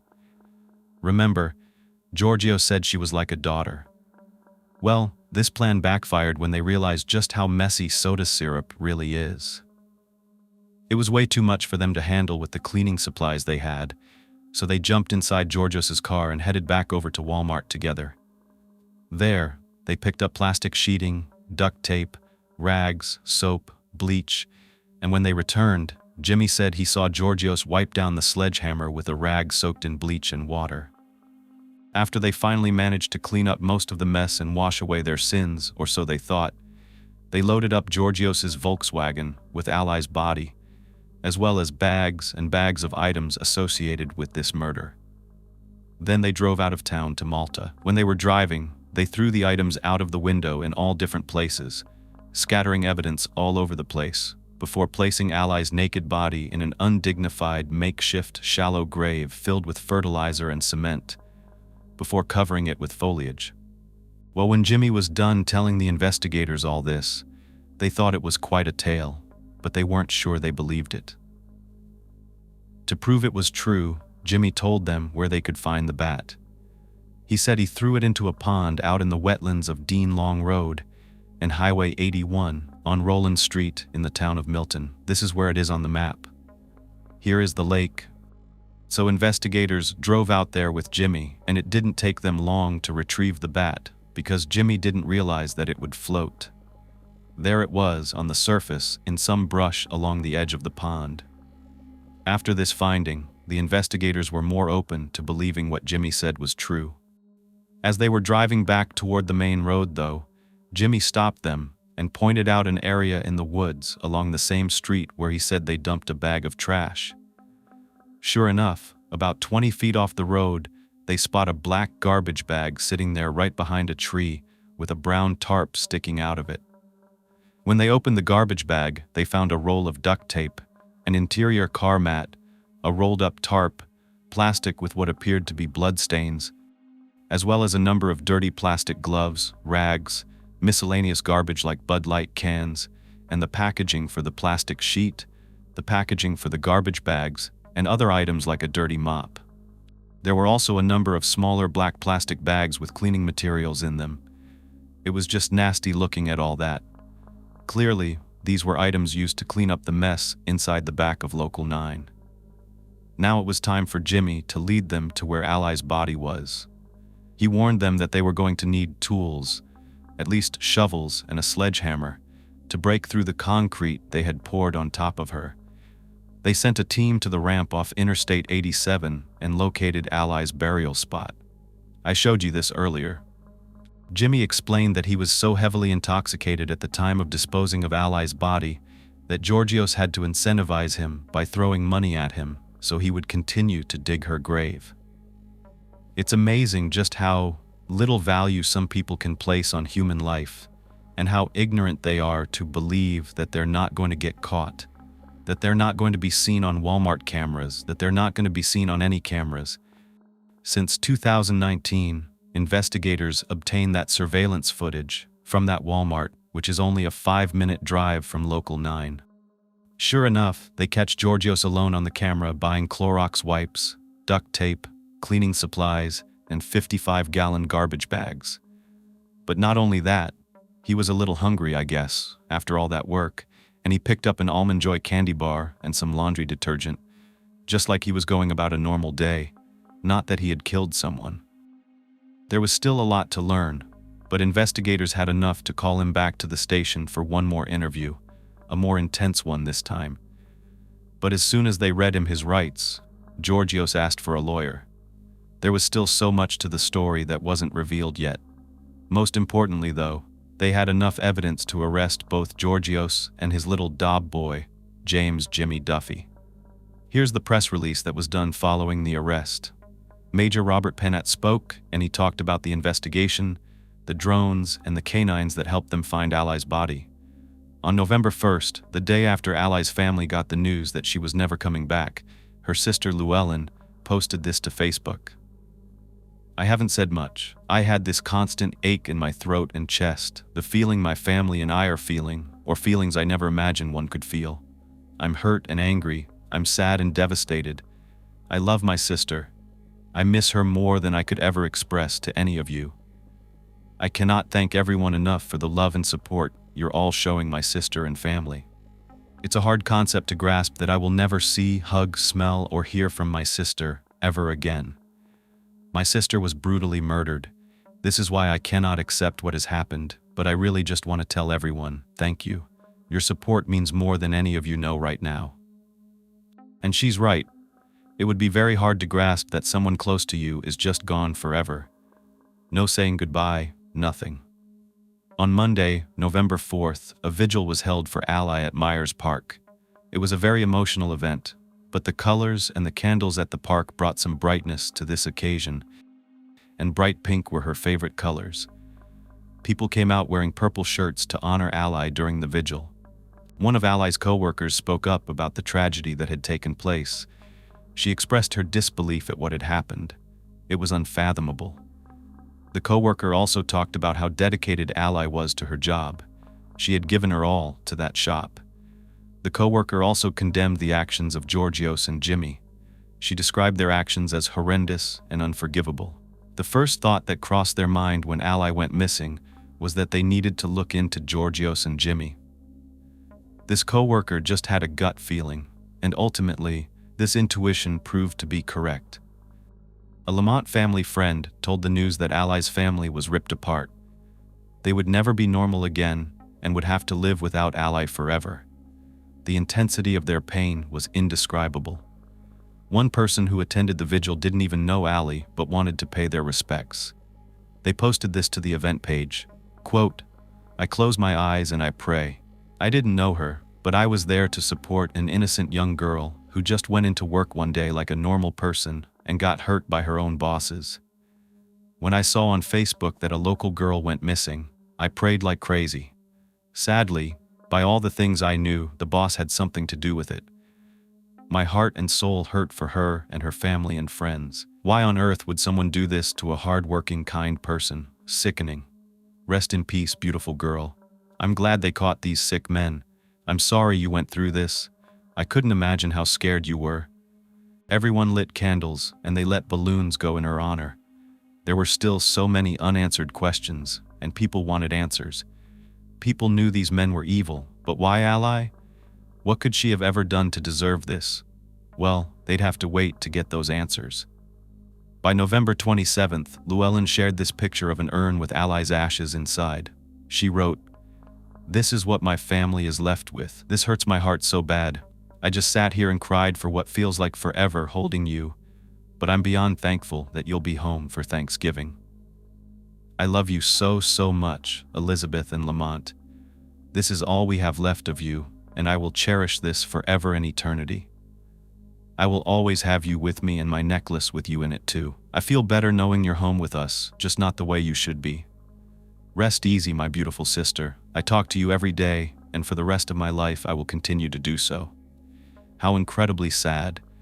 The pain they have to endure, losing someone this way, and all they have is her ashes. By the time the preliminary hearing was set, both men had been appointed attorneys to represent them. More of the story was unfolding, and since Jimmy had confessed that he was paid to assist in the killing, he had to make a choice. Either take a plea deal, or place his fate in the hands of a jury at trial. Well, he didn't want to accept a plea. He wanted a manslaughter conviction instead of a murder conviction because he wanted to spend less time behind bars. However, the court said that they were not prepared to accept a plea of manslaughter without a 25-year determinate sentence, including life imprisonment. So Jimmy Duffy defiantly declared, "Okay, looks like we're gonna trial." I'll bring my popcorn. Those were his exact words. Once this case was presented to the grand jury, both Georgios and Jimmy were indicted for first-degree intentional homicide, including the aggravating factor of a contract killing, which elevated both of their charges to a potential life sentence without the possibility of parole. Jimmy agreed to testify against his former boss, and the prosecution built their case. Meanwhile, time was going by. Ally's family was trying to cope.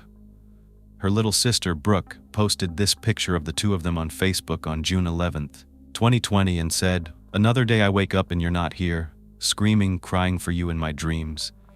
I desperately need your advice. Your laugh is embezzled in my brain. God, why did you have to take my best friend, my biggest supporter? I crave your hugs. I want to see you smile and tell me I love you so much. Man, half my heart is gone. I can't sleep because I picture you. Damn man, why did you take her? I will never understand. I'll never be okay, but if there's something I know, I've got to keep going for you, Ally. I promise you I'd never give up. I can't wait till the day I see you again. I can't even imagine how painful that is, and I bet it never goes away." Almost 18 months after their heinous crimes, on May 12, 2021, Georgios Kavos was tried in a Saratoga County courthouse. The trial lasted for 6 weeks and had over 60 witnesses and 700 pieces of evidence. During their opening statement, the prosecution presented a strong case. They alleged that this murder was planned and that Georgios was the mastermind, and that he considered Ally the ringleader of a group of disgruntled workers. He wanted to kill her to keep her quiet, to keep him out of trouble with the Department of Labor. But of course, the defense came forward with a totally different story in their opening. Jimmy was the monster, the defense claimed. Georgios was just an innocent bystander who walked into that deli that night and was shocked to find Jimmy standing over Ally's dead body. Then, Jimmy threatened him with a knife, saying he would kill him and his family if he didn't help him clean up and dispose of her body.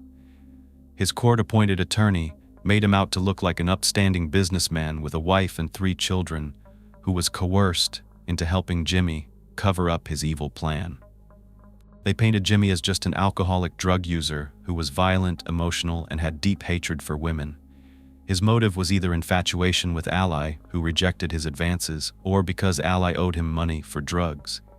However, in his interviews prior to his arrest, Georgios was saying, "Oh, Jimmy's my right-hand man. He's a great employee. He's Ally's buddy." And we know Jimmy had a girlfriend named Kristen, so was he really a woman hater, or was that Georgios? During the prosecution's case, however, evidence, including phone records, financial statements, and, of course, the Walmart security videos, definitely undermined Georgios' claims. In fact, his actions, such as stopping to buy an Almond Joy and a magazine right after the murder, were telling. It showed his state of mind at the time of the crime. It was indicative of a cold-blooded killer mentality. It didn't align with someone who just stumbled across this vicious murder and was being blackmailed against his will. The real story, according to the prosecution, was that on September 10th, an investigator came out from the Department of Labor unannounced. No one was at Local 9 except for Ally and another co-worker. So Ally did the right thing. She told them what she knew about Georgios' mistreatment of his employees, like how he didn't pay on time or sometimes didn't pay his employees at all, and how he would only pay in cash, never keeping any records. This caused many of the employees to quit. Ally was still there because she didn't have a car. She wanted to look for other jobs, but she couldn't drive to interviews or get to those jobs, especially if they weren't close by. She was so close to being able to afford her own apartment, so she just stuck it out. Ally didn't know that being honest about what was happening to her and her fellow employees would get her killed.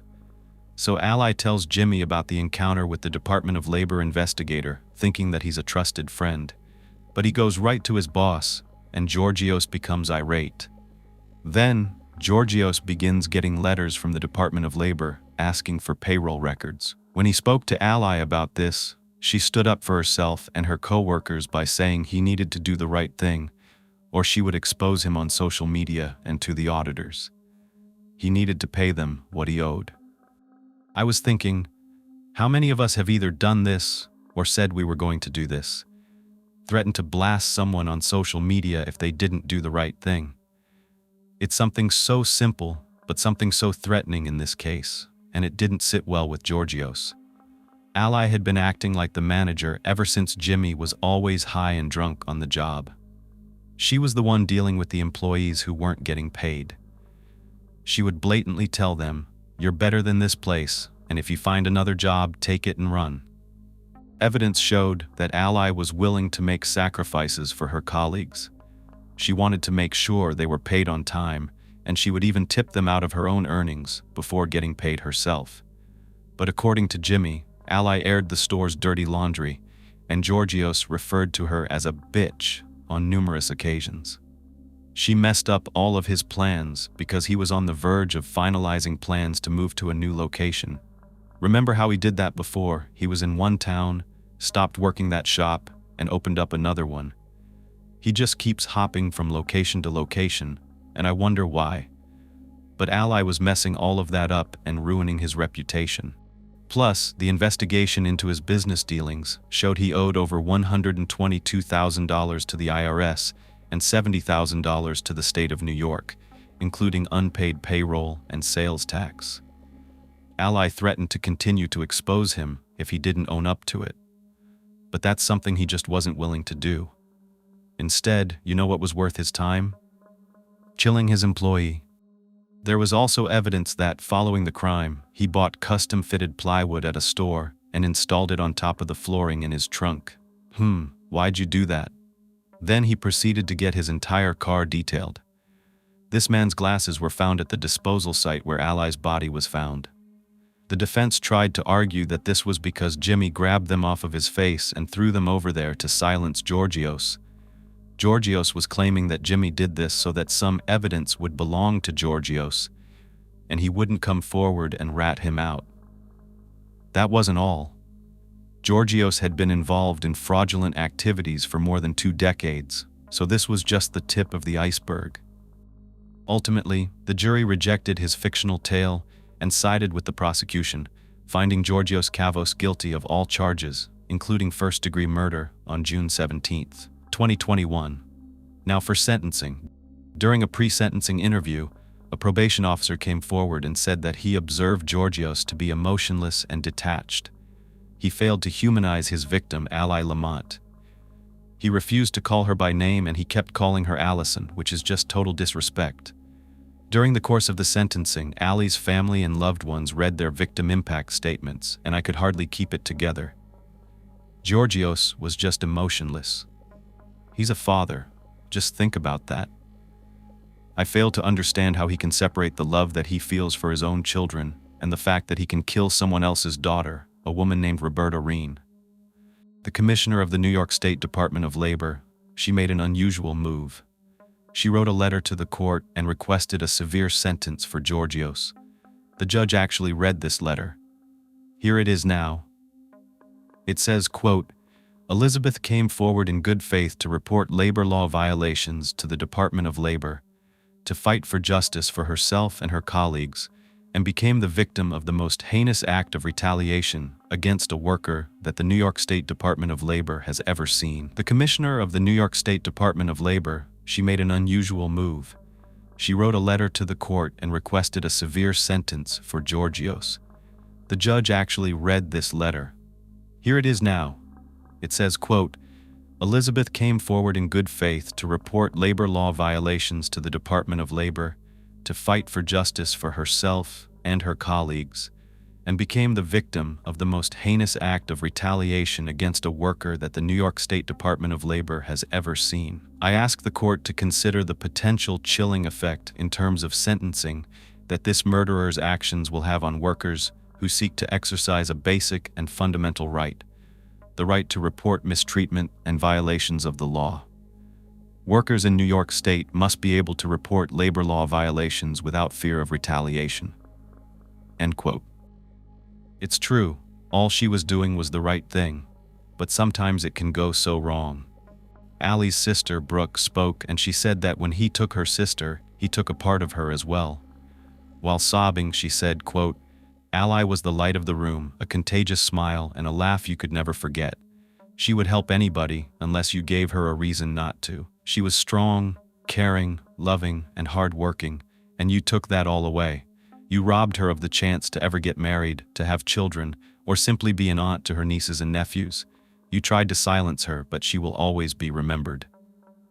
She bravely went on to tell Georgios that he had no regard for human life. She said, "You disgust me. You make me physically sick. You're a woman-hating, narcissistic piece of who lies to get his own way." Ally's Aunt Tammy spoke and expressed the family's grief and loss, saying, quote, "To us, Ally will always be 22. We only have 22 years of memories of her. We will hold our memories in our hearts forever.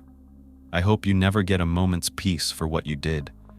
Your Honor, we ask that you sentence him to the same thing he sentenced us to, life without parole."